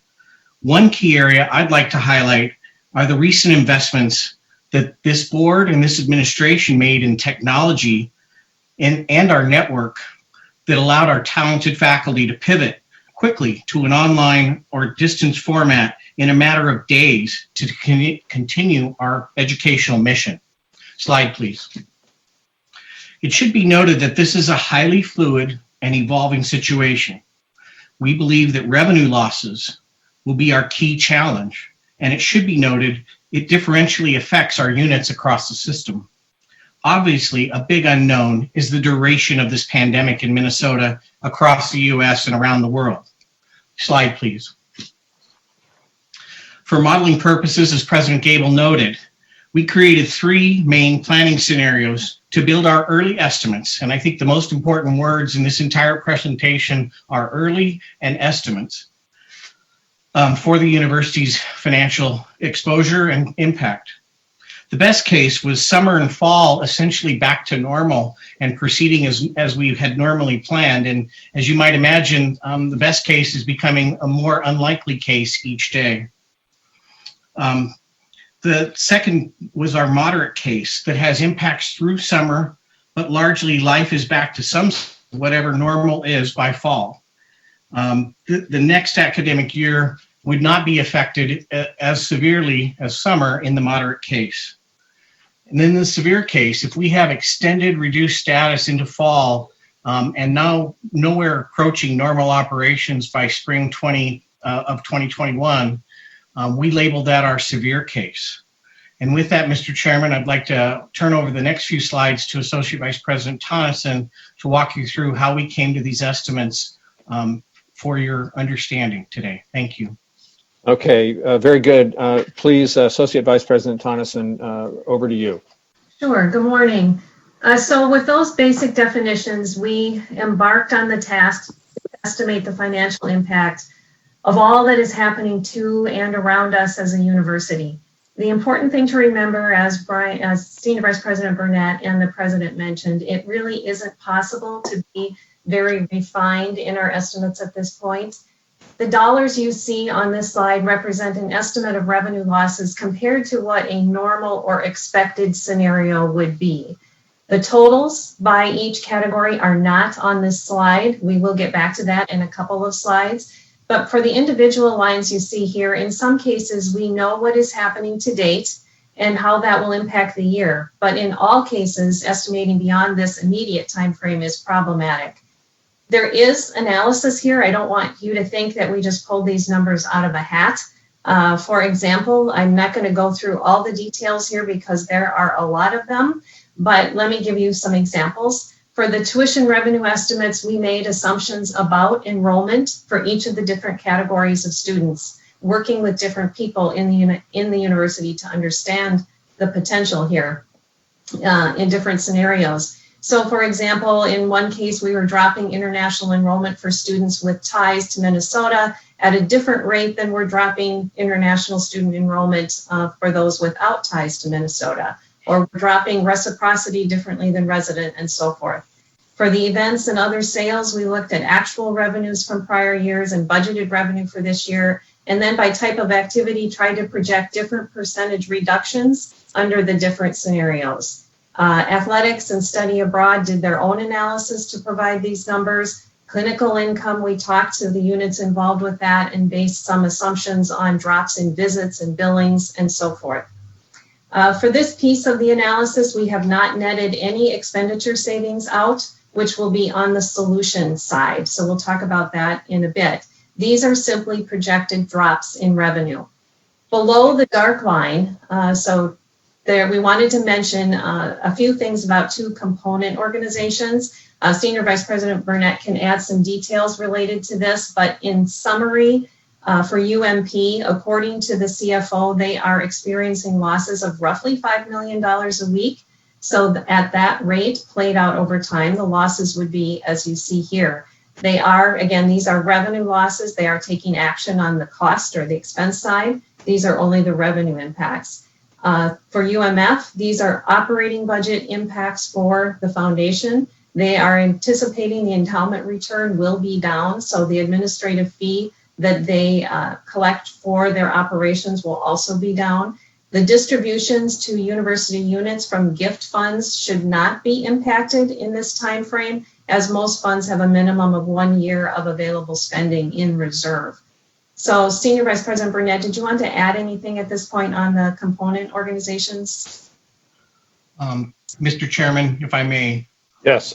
We typically, the reason we wanted to show these two other units, these are the two component units of the university that have separate governance structures, separate accounting, but they do roll up to our financial statements. So to give you a complete picture, to give the Board of Regents a complete picture, in this case, we felt like we needed to show you both the component units challenges during this pandemic, in addition to what you normally look at, which is above the line.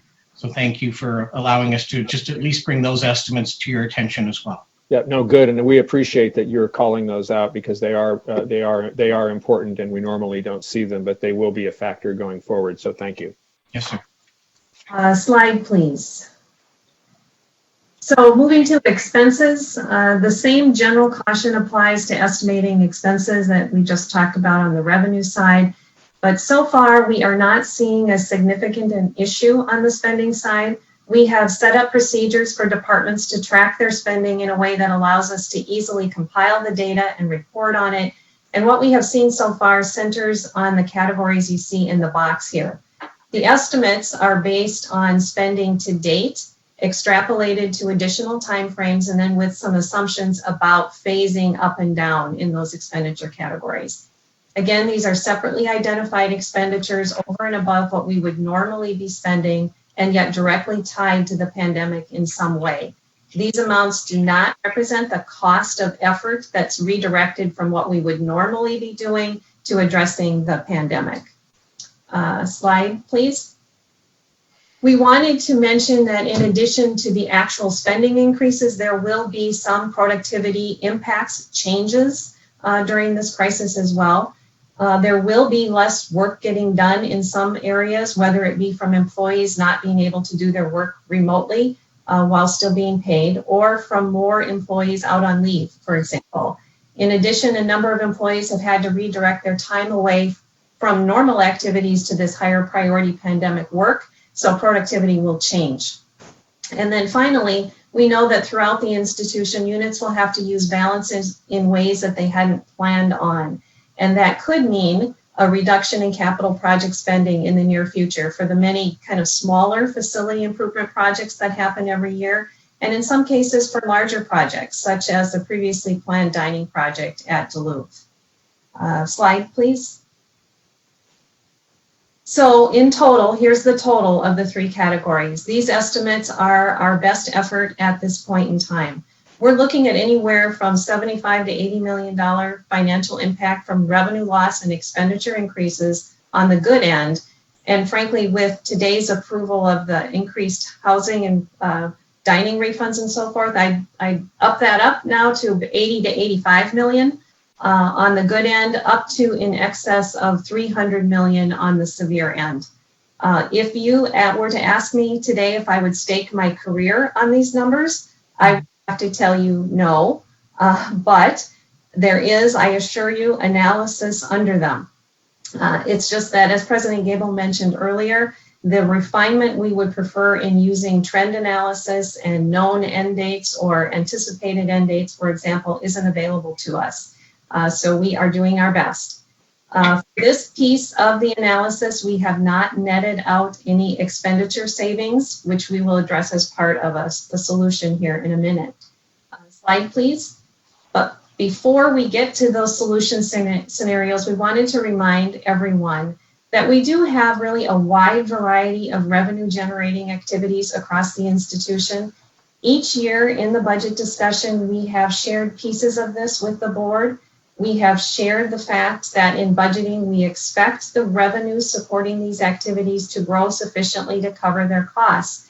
As a result, these types of activities are very dependent on the revenue that they generate. So they are now in a position of having to access any reserves they may have been able to build up. But many of them will also be in a position where the question of institutional support will be on the table to keep them viable into the fall and into the next several years as things phase, we hope, back to some kind of new normal. Slide, please. And that approach to institutional support will be determined in part by working through this step of solutions, stepping down or stepping up, if you will. For each individual hole that is created through revenue loss and or expenditure increases, we will run through an analysis of the choices and tools available to fill that hole. So we are building right now a methodology to look at all of the units yet this spring, later in the spring, to determine where we have challenges, where we may need to step in. But the first thing that we've told people all along is the first thing we're going to do is seek reimbursements and refunds from external parties. That might be, getting a refund back when something has been canceled, but it also is going to include the additional support we might get from the federal government and potentially from the state as well. The second item here, moving up from that after the refunds and reimbursements, if possible, and really probably only in a very narrow area, particularly related to emergency student aid, we will be able to tap additional philanthropy. Where that is not available, which is in most cases and beyond that, we would then step up to the third point here, which is the cost savings. We anticipate there are going to be cost savings throughout the institution, not evenly distributed, but there will be savings from reduced travel, from reduced utilities perhaps, from the salary savings associated with turnover during a time where we're not hiring individuals to fill those spots. and we will apply those savings where we can to the increased costs and revenues. Beyond that, some units have reserves specifically set aside for risky revenues, and if they don't have the reserves, they may have balances, which is the fifth point. We will look to the actual unit level, departmental level, college level, et cetera, balances to help bridge to an increased revenue or permanent cost reductions. Please understand that the spending of balances in this way is technically accessing a portion of the temporary investment pool, which is, as you know, the pooled collection of unspent funds on any given day. So we do have that as part of our plan to access those funds.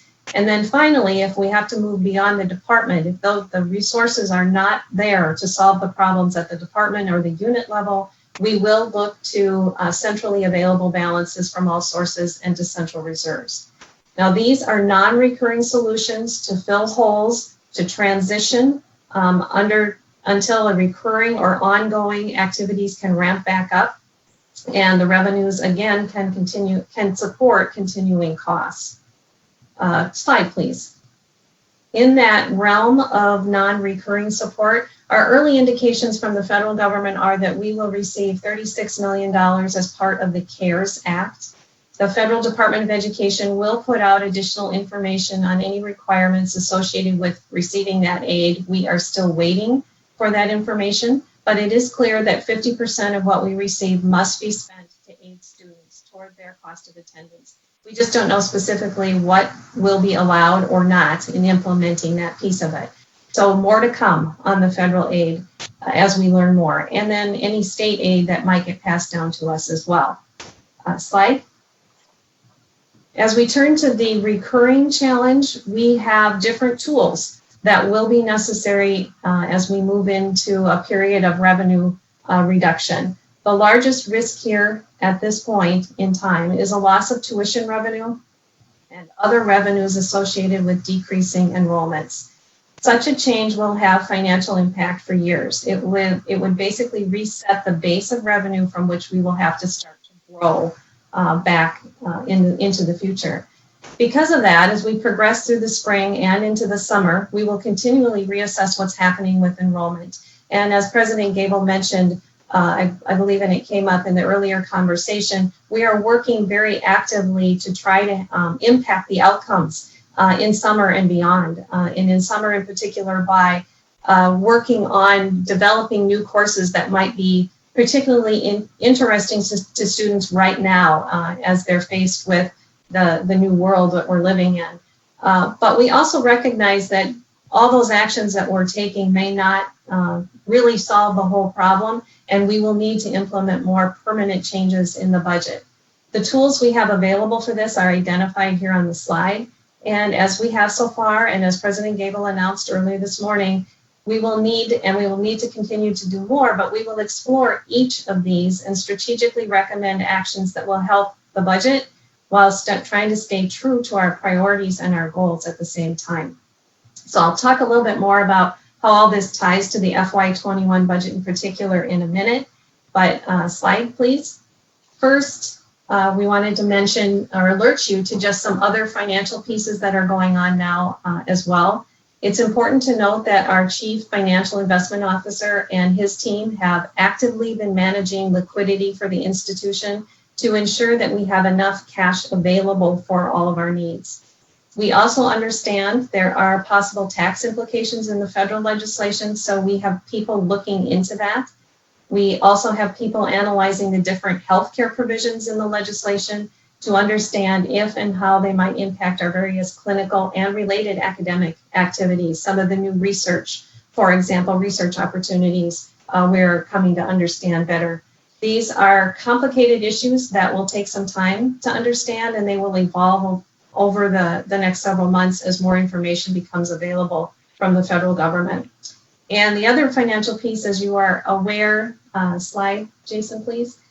We have been working to implement the rational and fair student refunds related to housing, dining, parking, and fees. What you approved earlier today is identified here in total. This is just a revised version of what was discussed and shown last Friday. So we are now estimating the cost for that particular item to be $35 million. So an estimated $35 million will be returned to the students. Slide. So we have the impact on the FY21 budget. We had been building a budget recommendation prior to the pandemic, as I'm sure you are aware, meeting with units, discussing challenges and opportunities and so forth. So we have a good base, just as we do every year, to understand what we need to address. However, now we have pivoted to how best to deliver the President's recommended FY20 budget to you in light of what we know today. It's not all completely tied down, but we are in process. It will be balanced. It will incorporate, our recommendation will incorporate the items that President Gable mentioned earlier today. And we will deliver to you in that vein a recommendation that recognizes the urgent need to attract, retain, and serve students, and to address the immediate financial challenges, as well as our plan is to deliver some contingency options for challenges that will likely linger and grow into the academic year and beyond. And with that, Mr. Chair, members, we are happy to take questions and to participate in the discussion of these issues. Thank you, presenters, very much for that very good overview, which I think really sort of frames the issues and the challenges very well at this preliminary stage. Before I turn it over to the Board of Regents for their questions and comments, President Gable, do you want to make any comments at this stage, or are you ready to move on to the board discussion? Thank you, Mr. Chair. I'm ready to move on to the board discussion. All right, thank you. So again, just as a reminder, the purpose of this conversation is our input, our guidance, our questions as they develop their recommendations. So we'll begin with our discussions, and I'm happy to announce that we've asked Regent Anderson to kick us off. Thank you, Chair Powell. I don't know if I will have any questions. I would like to thank you all for the information and the work you've done to compile it. I think there's challenges there. Like I said earlier, I think there might be opportunities. I have some ideas percolating, but I need to get them vetted. I need to think more about them. It's a lot of information. My main concern would be at this point in time that if we can get back, if we have the ability to get back to some new type of normalcy by fall, I would suggest, this is, again, not vetted or anything, that we really concentrate on knowing we're going to get students. If we think we'll have less, one of the things I just think of here is that maybe students will.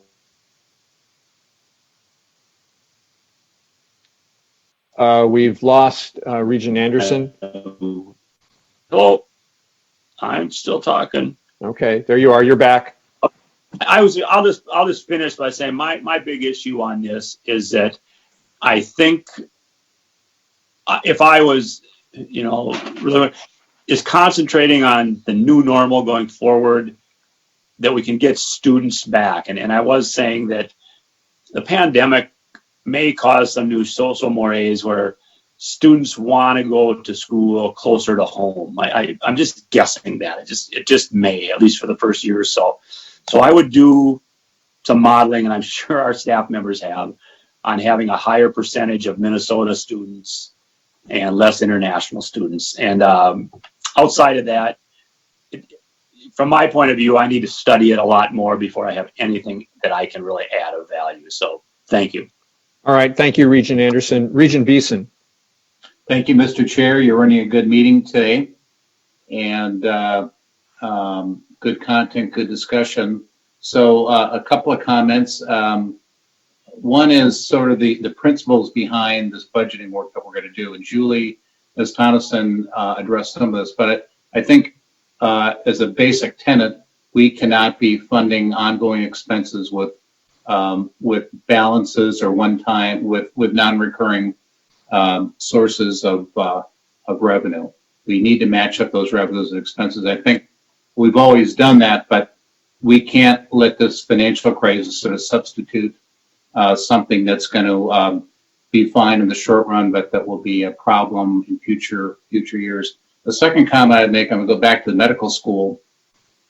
Things are going to come down to choices, and the big choices that we're going to have, the big levers, revenue side is going to be tuition. And then on the expense side, I go back to the medical school. This board has had the medical school as one of its top priorities. And if you look at their business model, their revenues are going to be down through UMP because elective procedures are down. Their revenue may be down from Fairview because of the variable formula. And so at the same time, we're going to be pushing them, and we want them to be a top 10, top 20 medical school. And they're going to have the resources. And so for me, if it comes down to a modest tuition increase and supporting the medical school, I will lay myself out on Washington Avenue for the medical school to try to get that funded. I'm only one vote, but it's that important to me. And then third, this I think goes to Regent Anderson's. The modeling, I mean, there's so many sort of variations, but the scenario under which everybody goes to school online in the fall and we close down the dormitories, what does that look like as a financial? Maybe that's embedded in there. I couldn't quite tell what the residential side assumptions were in addition to overall enrollment. Thank you. Does that conclude your comments, Regent Beeson? Thank you for those comments. And if I could just, if the board would indulge me, I mean, there's good comments, but I do want to highlight that the medical school and UMP with the declining the tough situation due to decline in elective surgery, it does set us up for, that's a real challenge. And along with everything else, I think we're going to have a high focus on that one. It is a concern. Regent Davenport. Thank you, Chair Powell. I agree with the good information that was shared and the comments made. I think we're looking at the right things. And again, a lot of tough decisions coming up. I think we also need to keep a keen eye on the state's workforce and the workforce needs. If employment is slow to ramp up, there is more interest in higher education and advancing oneself. And I think it's too early to look at state and federal assistance. But that being said, I would like to encourage conversations about that so that as they take a look at the picture in the state, higher education is part of the future and future sustainability of a good quality state of Minnesota. Thank you. Thank you. Thank you, Regent Davenport. Appreciate that comment. Regent Herr. Yes, Mr. Chair, thank you. Just really one comment that is really going through my mind right now, and that, of course, I appreciate all this information, is that we as a board really need to come together and to decide on priorities. There are lots of areas of need, the university as a whole, but I think if we could really crystallize, and Regent Beeson alluded to, say, medical school as one of the top priorities, and things that we can't save everything. We can't save, if we have attitude that we're going to save everything and share it equally. I don't think that's possible. So hard choices for us, but a work plan on how, and maybe that could be through the finance committee as we do the work there. Just making sure that we are all in consensus on priorities. Thank you. Thank you, Regent Herr. Thank you for that. Regent Hsu. Thank you, Mr. Chair. I'd like to start by going back to some of my questions from the previous presentation that you wanted me to move to this one or wait till this one. So first question is, what are the reserves right now? We've always been told that we have a lot of reserves, about $1 billion from my recollection. And we've also been told that we get balance information once every 3 years. So I wonder, where are we with that? What do we know where the balances and reserves are by unit? And then, how are we actually doing with liquidity in the funds that we manage?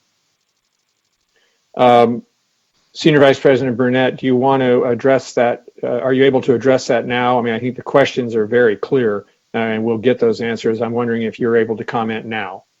Yes, Mr. Chair, I'm happy to comment for the board. Thank you, Regent Hsu, for the question. We do have about $1 billion of what's in the temporary investment pool, but that is spread across thousands, tens of thousands of accounts throughout the institution.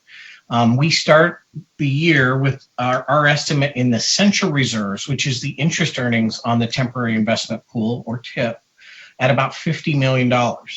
And what we showed all of you through President Gable and the work on the refunds is if we are not able to cover all of the refunds in those auxiliaries that will be refunding through the plan that you've authorized, the backstop would be those central reserves. So somewhere around 30 to 35 million, depending on how many refunds are taken advantage of, we need to now reserve for this plan. And we have to go unit by unit, just as Associate Vice President Tonneson detailed in that slide about the different steps, the 7 steps. We'll do the same analysis on all those auxiliaries that are refunding money to the students. So the short answer is we do have about $1 billion of reserves. I would remind this board that part of our AA1 credit rating, we have about $1.4 billion in long-term debt. So having the liquidity, having those $1 billion in reserves is how we get very good debt service rates and keep our credit rating high. And so we do report those routinely to the legislature. We report those reserves to you every year in the budget process.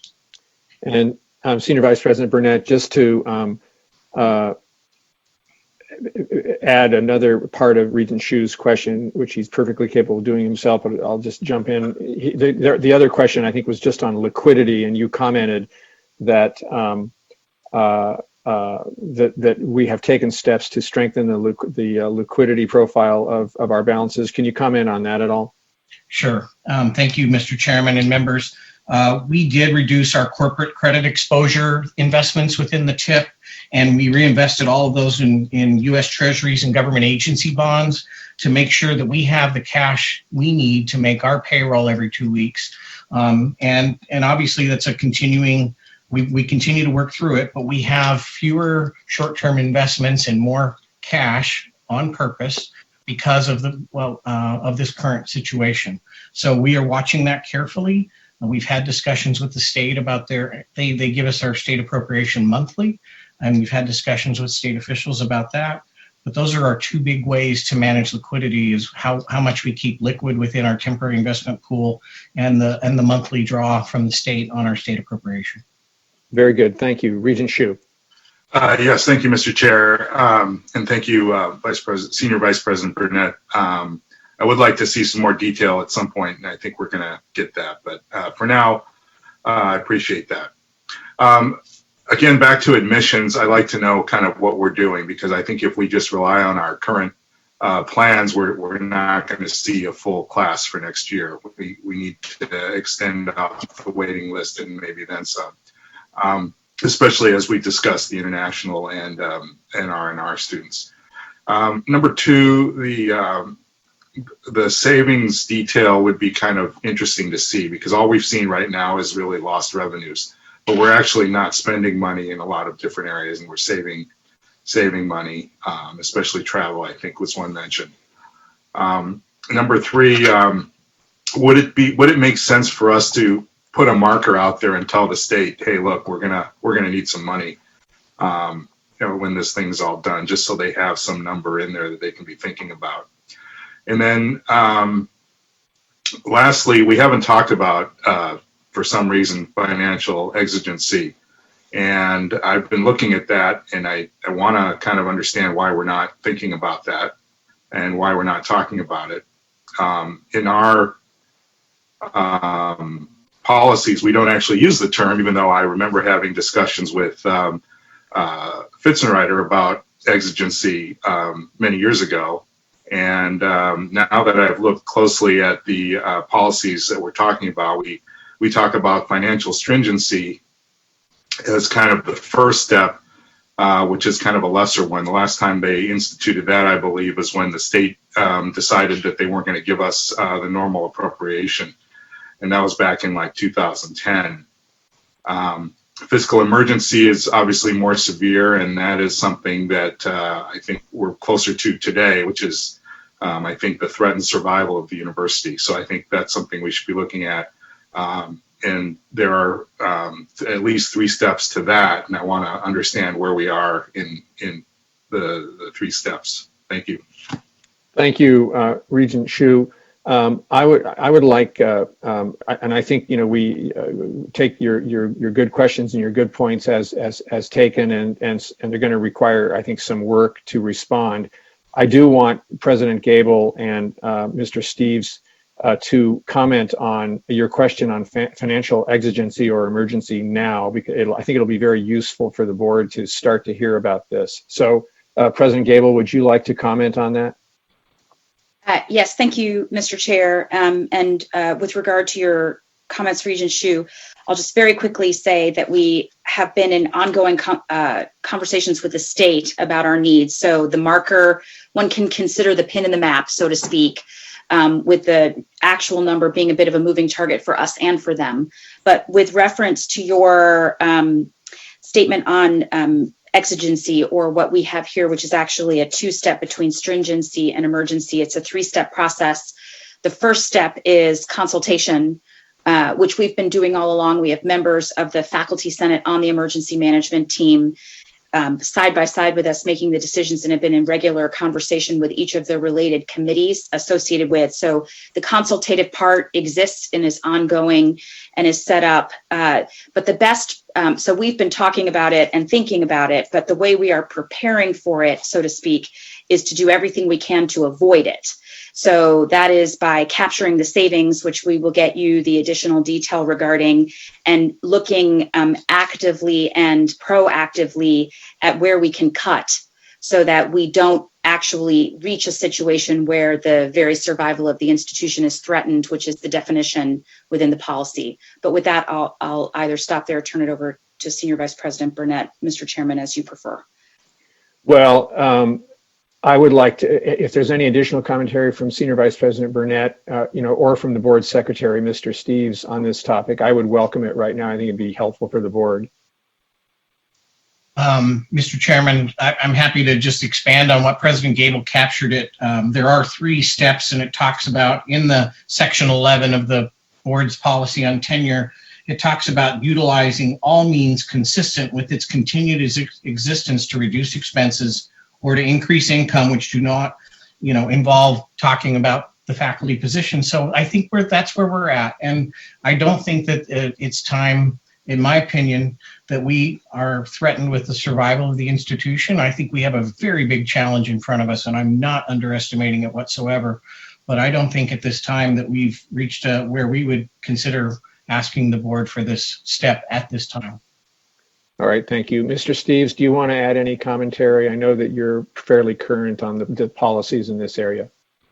Mr. Chair, Regent Shu correctly cites there are a couple of policies that are relevant in this case. The board's reservation and delegation of authority policy has language around this, as well as the board's policy on faculty tenure.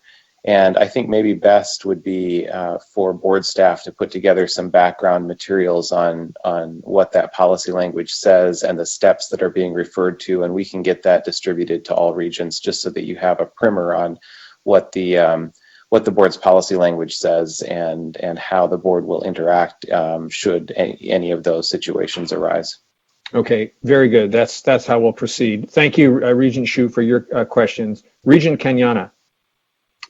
Thank you, Mr. Chair. Thank you, Senior Vice President Burnett and AVP Tonneson, for the presentation. And I like the way that it was laid out in the 3 scenarios, obviously with respect to the fact that there's just a lot of unknowns, but we appreciate the model just giving us a way to think about it.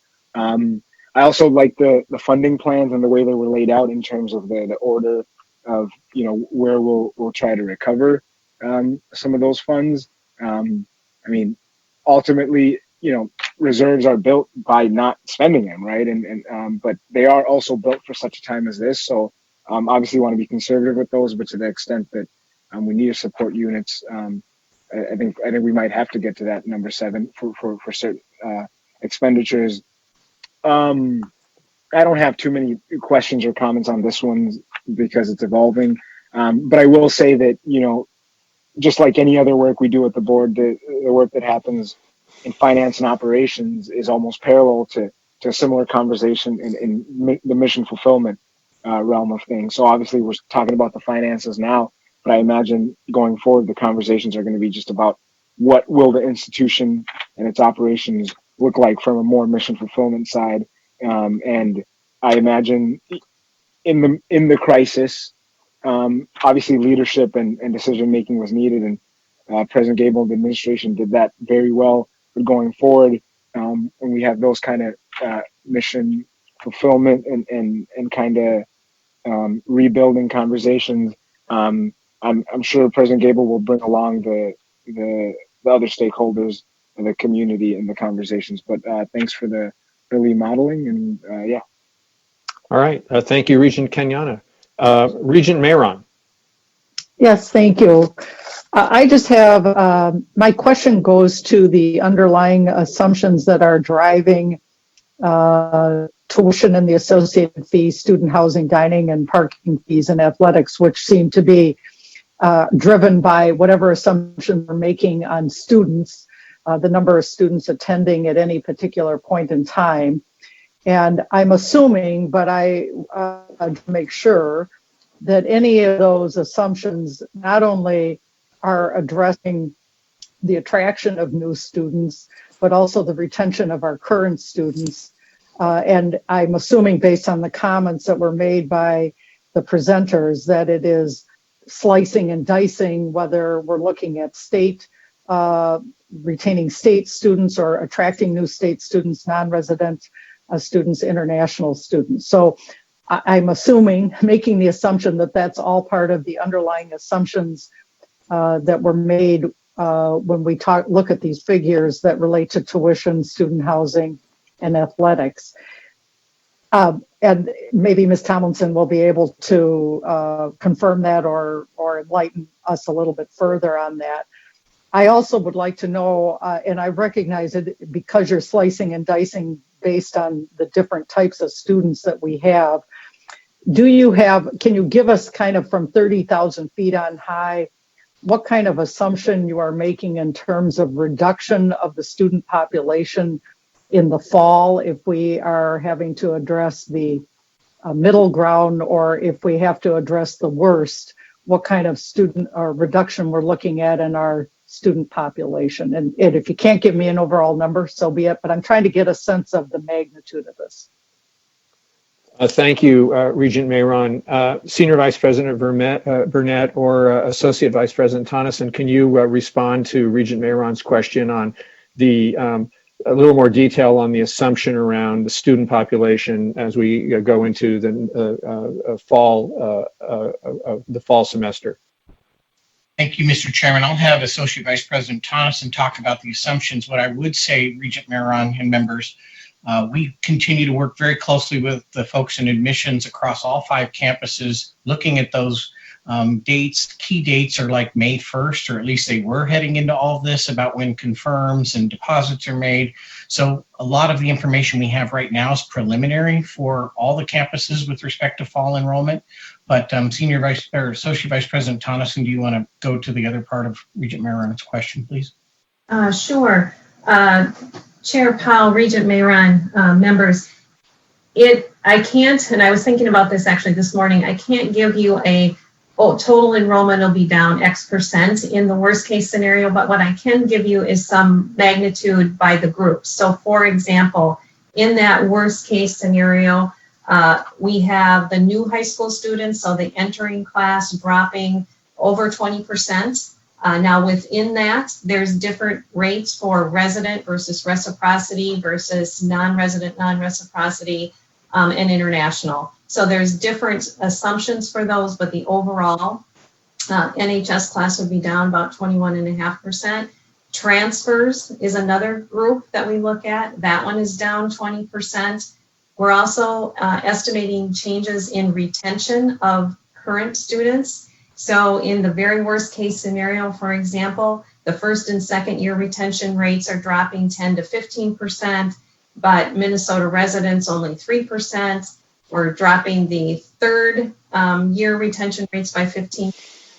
graduate students by 10%, although international graduate students by 50%. So there's this individual kind of a ladder, if you will, of different groups and different levels of reduction and how they interplay together that gets us to these numbers.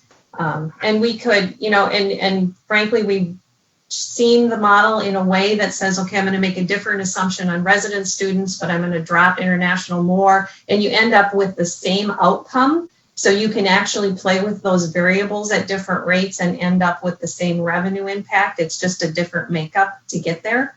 But we've been looking at all of those pieces to see how best and what's reasonable to assume. I also want to mention, several people have mentioned the housing assumptions for the fall. In the worst case scenario, it would be that we don't have students living on campus right away in the fall. So that would be the worst case scenario. Thank you. Thank you for that clarification, Associate Vice President. Regent Mayron, does that get at your question, or do you have a follow-up, or does that work for you for now?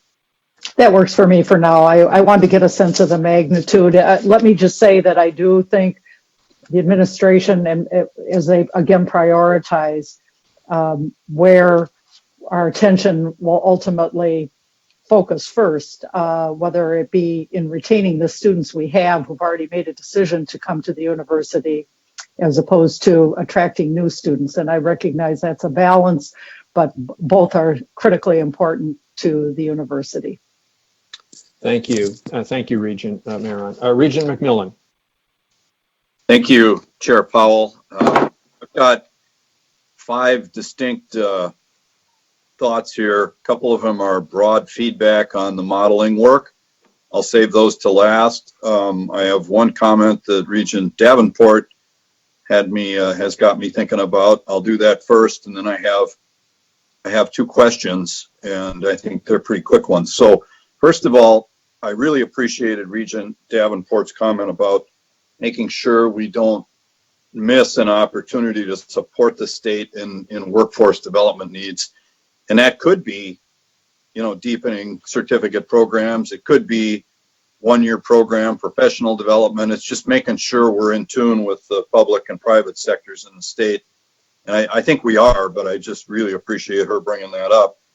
It smacks a little bit of the 2009 financial crisis when the federal government, did a big fiscal bailout there, or not bailout, but a fiscal investment stimulus package. And a lot of that money came to the university, and we deployed it over time in a lot of interesting ways to get at that. So make sure we're in tune with what our public and private sectors need. And I had a chance to hear some from the Carlson School yesterday about some of the work they're doing in that space. What can we do, especially with Minnesota students, to keep them in school and better prepare them for a different workforce, a different workplace. So that's number one. Here's the 2 questions, and then I want to come back to the modeling, if that works for you, Regent Powell. I want to make sure I don't lose the modeling comments. So the 2 questions are, one is, if we have to really stand up all of the content through the summer and then really into the beginning of a fall semester to teach everything online, are we thinking enough about the resources we're going to need to invest in tech investments? I know we've already made that pivot, but I just wonder if we've got enough money invested, enough resources there to enable the faculty to stand up coursework from day one of a fall semester across the entire arena of courses that we do. And this probably gets into the science fields, which are going to require the most resources. So that's one question. And the second one gets into the Treasury and the resources, the fiscal resources of the university. I would appreciate it if Senior Vice President Burnett could perhaps comment on the Consolidated Endowment Fund. He talked about the TIP, and I appreciate that. Just any observations he would have on behalf of Stuart Mason on where the CEF stands. And then is there anything you can share with us about, kind of real-time measures of liquidity availability? I know you roll commercial paper pretty often. I'm curious how those markets are responding. So those are two questions. And then with the chair's indulgence, I could come back with two very quick modeling observations. Okay, thank you, Regent McMillan. I would like President Gable to respond, if she can, to your first question, which really is do we have the tech infrastructure to stand up content all the way through the fall? President Gable. Thank you, Chair. Thank you, Mr. Chair. Regent McMillan. So there's two ways to look at the tech investment. One is in the network, and we've tested the network this semester, and it has been fine. We had some challenges with some students who either live in areas of the state or parts of the world when they went home where they don't have Wi-Fi, or who, because of a variety of reasons, don't have their own laptop or technology. And we've been taking that on a case-by-case to try to be of service, get resources to those students, get support to those students. But the university's network is fine. The other side of the tech investment is in what we would call instructional technology and instructional design, which is more the question of how we get types of experiences that have not previously lent themselves well to a distance learning environment resolved through technology. And our instructional designers have been just unreal in their step-up-itness and positivity in supporting the faculty, as have the faculty themselves in expanding their creativity. But we probably need some help if we were to take everything that we do in the fall, particularly for first semester incoming freshmen, and stand it up online. And we have started the process of looking externally for where we would find that help. Thank you. Thank you, President Gable. And Senior Vice President Burnett, would you respond to Regent McMillan's question, additional probing on fiscal resources, the consolidated endowment, those aspects of his question? Thank you, Mr. Chair and Regent McMillan and members. The Consolidated Endowment Fund is our land grant endowment, and we went into this crisis with an overweight in our stability bucket of about 8%. And in that stability bucket is cash, treasuries, tip. So we had about 145 million there, and that allows our investment professionals to have some dry powder for some really interesting investments to make. So we feel like our liquidity is good within the CEF. We were not as heavily weighted into public equities where you've seen the market come down, but now bouncing back today, even again. The other thing we do issue commercial paper as the board is authorized, and I would point out a couple of things. We've been, when the credit got really tight, we were only able to turn that over or roll it when it matured for 24 hours one time in the last 3 weeks and sell and get it out back into an investor's hands. We've had at least 3 or 4 issues roll in the last 30 days. Ours have rolled. What means roll is what your new interest you're paying for the short term, and these are in the 10 to 30 million for the board's understanding. And we've been rolling those at about 1.38 to 1.6% interest. I would contrast that from our investment professionals that Ford Motor Company's commercial paper this week rolled at 6%. Meaning investors wouldn't take their commercial paper in overnight lending unless they were paid 6%, versus we have investors willing to take our paper to keep us liquid at between 1.3 and 1.6. So we, again, back to the beginning, we come at this from financial strength. We've been prudent. We continue to manage effectively, and we look at it every day. Thank you, Senior Vice President. Quickly, Regent McMillan, can you make your comments on the model, and then we'll move on. Thank you, Chair Powell, and I promise quickness here. So on slide 39, just some modeling feedback. It feels to me like that best case scenario may, and I think Vice President Tonneson said this, may have slipped already, and you may need to remodel this thing so that, moderate is best case. I don't want to be a downer here, but, thinking of a category now that looks at implications into the spring semester of 2021. Let's not go there, but that's just an observation. We probably got to shift to the right on that slide rather than put a lot of weight on the left, although maybe luckily we'd be proven wrong and and some things really happen in our favor. The second observation is slide 45. If I've got my, yeah, that is the 7 stages. And I would just, as from my governance view, would probably amp up the cost cutting piece, a little bit higher on that list. And that, take it for what you want, but it seems to me we're going to have to put more weight into those, and that more solutions may have to come there. But otherwise, tremendous work, tremendous material here. This kind of modeling and this kind of underpinning for governance and administrative decision making is vital, and I'm pleased and impressed with what we've seen today. Thank you. Thank you very much, Regent McMillan. Let's move on now to Regent Rocha. Thank you, Mr. Chair.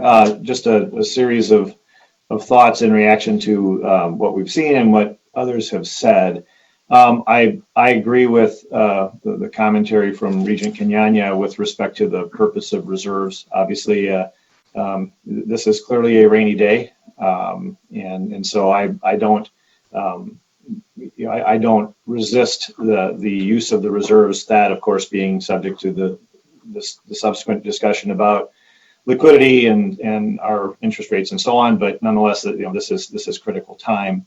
I would also say that in this may have been so much has come at us. I think that there's a good chance I will reference something that's already been covered or is included in the material. But I think we do have to look at this in the context that the legislature, the state's surplus has evaporated, and I think there will be potential ongoing repercussions as we try to recover, depending on when we start to recover from the current circumstances. And so I think legislative funding may be a challenge for us.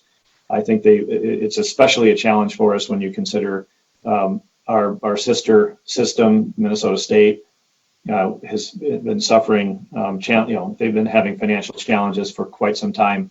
And that has, I think, made it difficult for the university when you look at the range of needs and the claims of need. And so we've been struggling with that. I think coming out of this, I have a sense that may actually be a gap that gets widened. And so I think when we start talking about how we're going to address this now, this goes back to Regent McMillan's conversation, comments a moment ago about getting at that structural, the cost structure.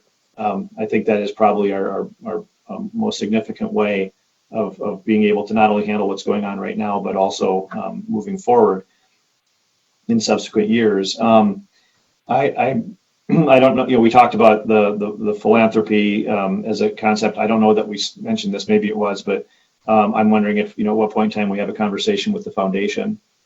These are really unique times. And so at what point would we speak to the foundation about what types of resources they would have in this period? I know that we've got this enormous goal of raising the endowment, but obviously the immediate term is different than normal. And so I think that's a fair conversation to have with the foundation as to what we could look to them for assistance with.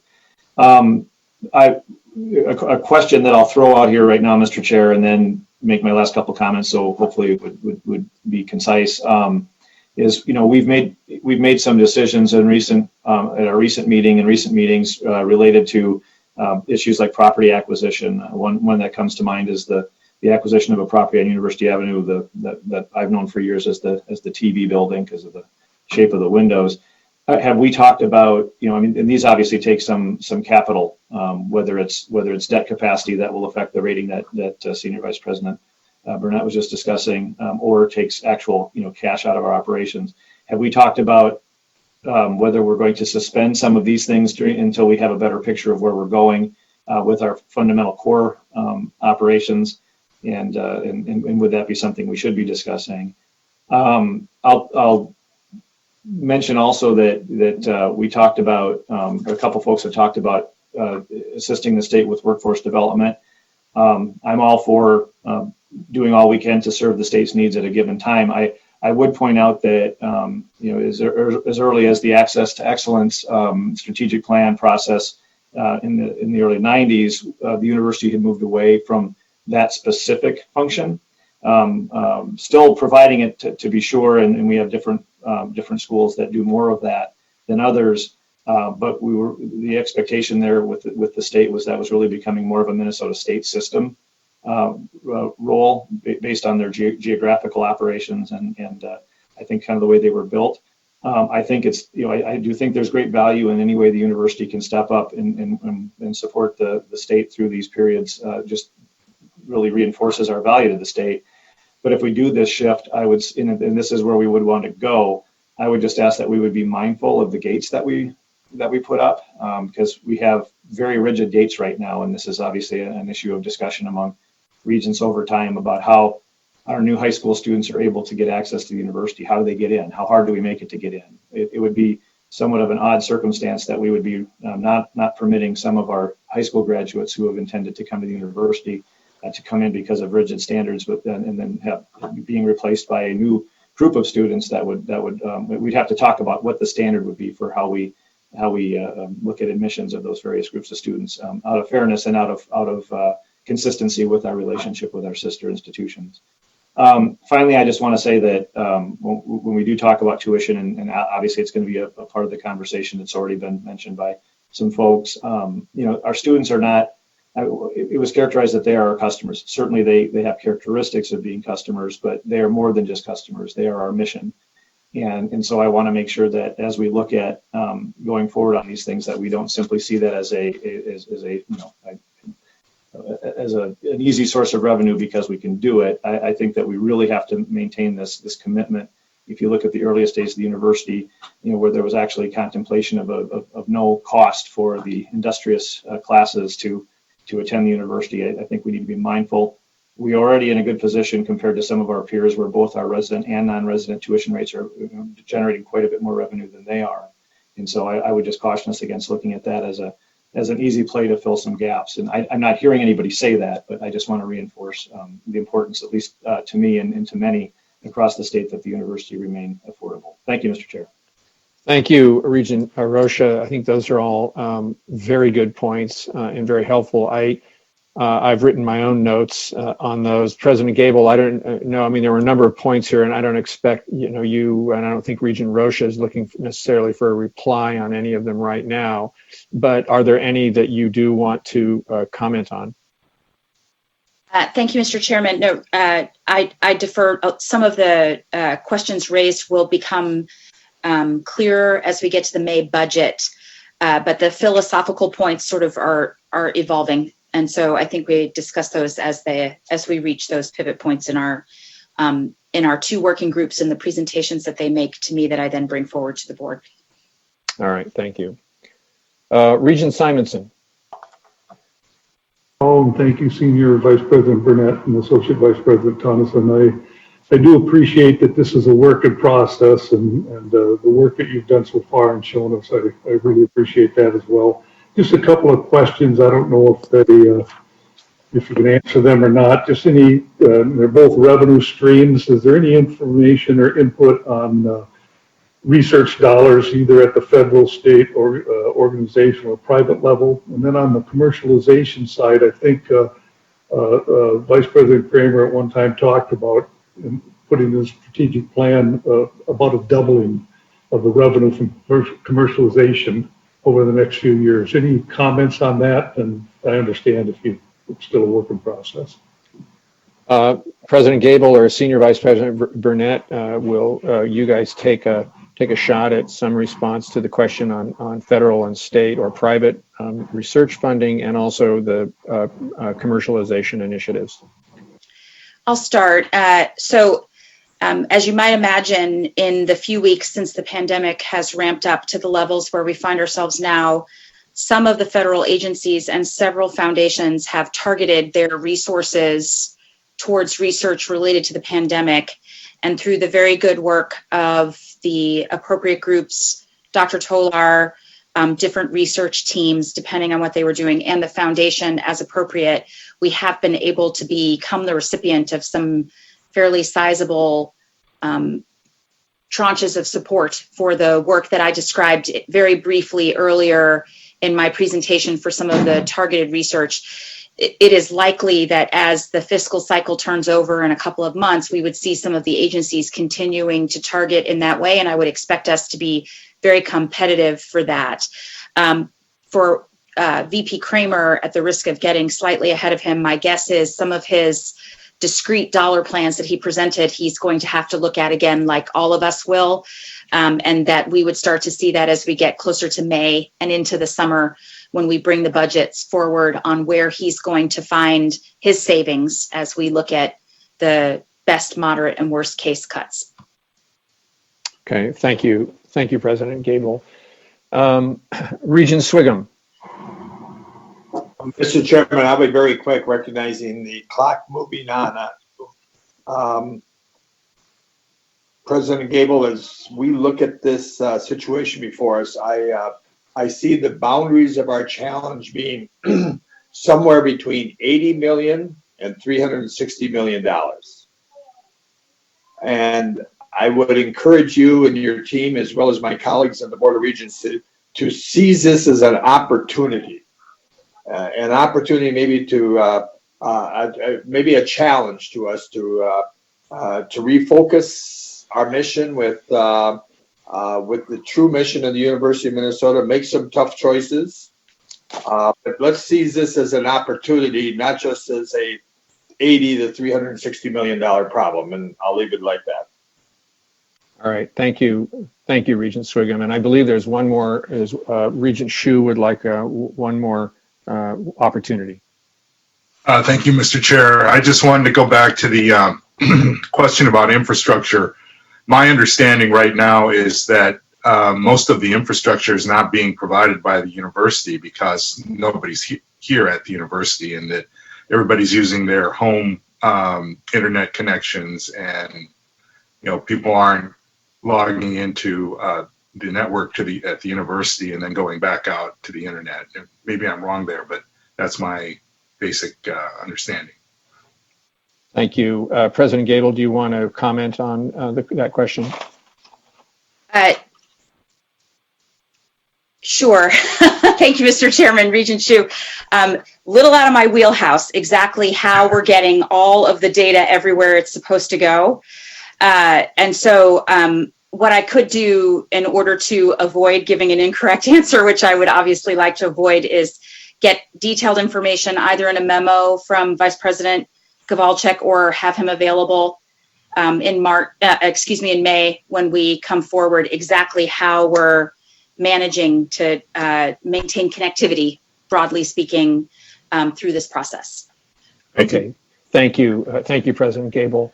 So I think everyone's had a shot, and in some cases multiple shots. I have just a few of my own before we wrap up. The first suggestion is that as we move to the more definitive discussion of a budget, I think we need to see that, that worst case scenario we'll need to see that in quite a bit of detail. And I know that Associate Vice President Tonneson, remarked very well on the variety of ways that that's been developed. But we're going to have to see really all of the key assumptions in that scenario, because that really is that's the big, hard, tough one that we need to solve. And so the board will have to have a very good understanding of how we got to that assessment. The second sort of question is there sort of again, thinking of that return to class in the fall, is there sort of a go, no go date? Is there a point at which we're really irrevocably committed to one path or another? And I don't know if you know that date yet, but there's still a possibility, that we could be returning to normal. I mean, it might not be as dire. I'm not trying to be Pollyanna here, but so do we have in mind a date by which we really have to decide one course, one path or the other? President Gable. Mr. Chairman, we don't yet. We just made the call on summer this week, that we would have summer be 100% online for all of the academic programs and related, like freshman orientation, virtual tours for prospective students has all been earmarked as virtual or distributed only. If we use the schedule that we have developed up to this point, which has been, building the plane while we fly it methodology, given that there's no historical context to anchor in, we would be probably into the very earliest parts of summer making the call about fall. But there are, because fall is such an important time in the life of the academic cycle of the university, it's probable that if we have any indications that would allow it, that we wouldn't be so toggle on, toggle off. We've been very binary up to this point in an effort to be real partners in flattening the curve and respecting and admiring the governor's position on what this state can do as part of the solution to this crisis. So we've been either all online except for essential or not.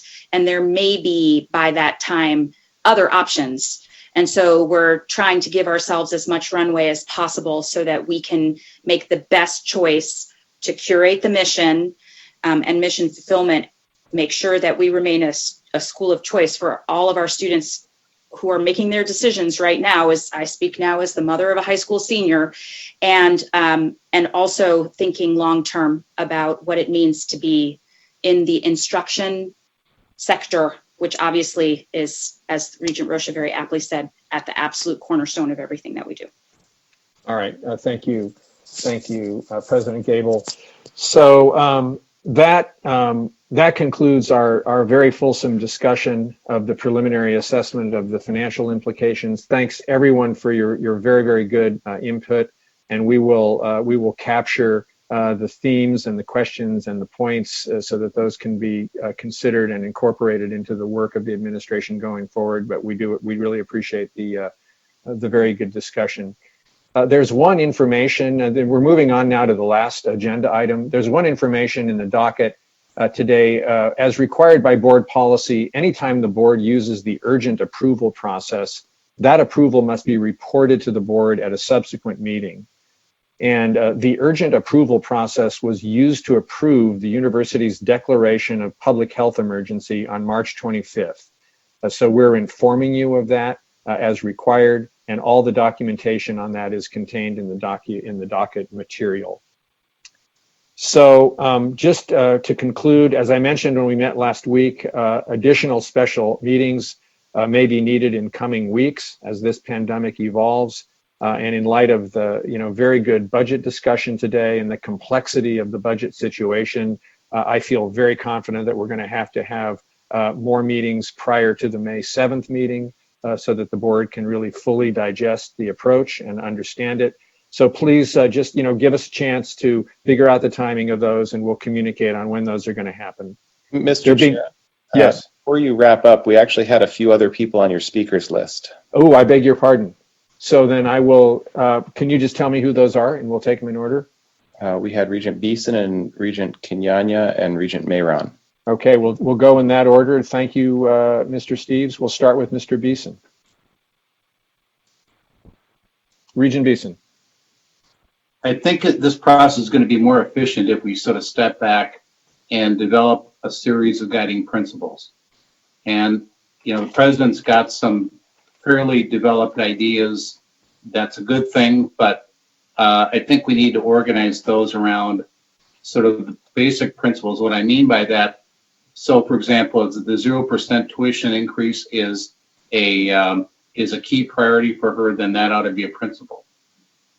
What also should be a principle is for her to lay out what is off the table, if anything. And I'm talking academic, I'm talking operationally, I'm talking campus-wide. We need to know, is everything on the table, or if not, then let's get that so we don't lurch around and sort of pretend that we can cut areas and we really can't. So I would urge a principle sheet that can be distributed to the board that will guide us through these discussions.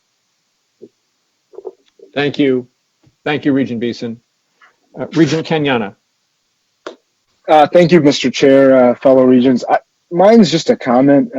Just kind of sitting here and over the past days and weeks, reflecting specifically on the work being done by faculty, researchers, specifically with our research and outreach mission. And it just keeps bringing me back to the land grant mission. And I always like bringing that up because it's something I've always talked about, but didn't fully understand.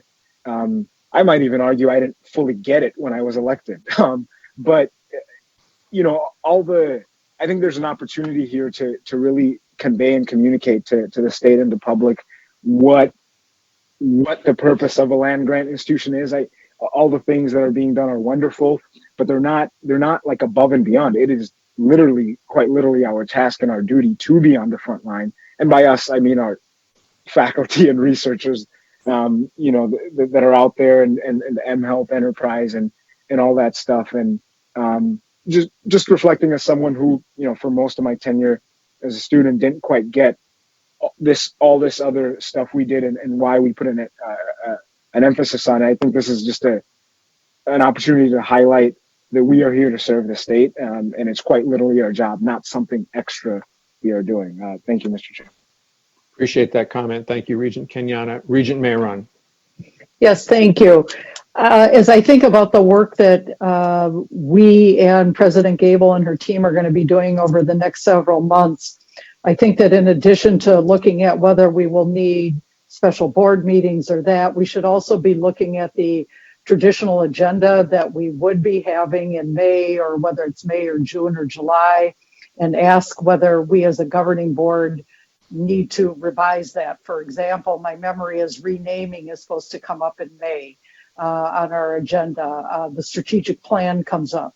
All very important issues, but we may need to reprioritize those issues, and when they come to the board, or maybe it needs additional board meetings in the interim to accomplish it all.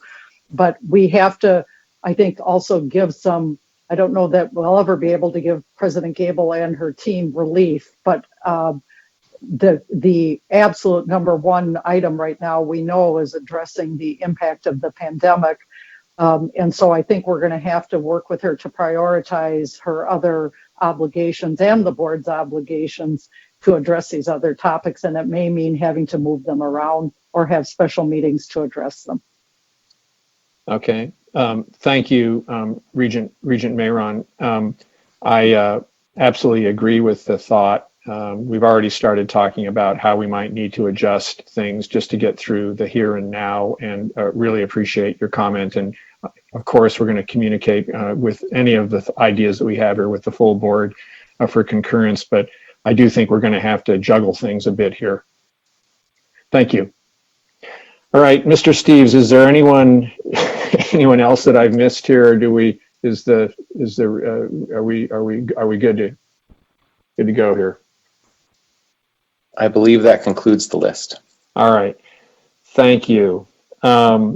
So there being, we've covered all 4 items. There's no additional business before the board at this special meeting today. So we stand adjourned, and I want to thank all of you for the very good dialogue today. Thank you all, and a good afternoon to everybody.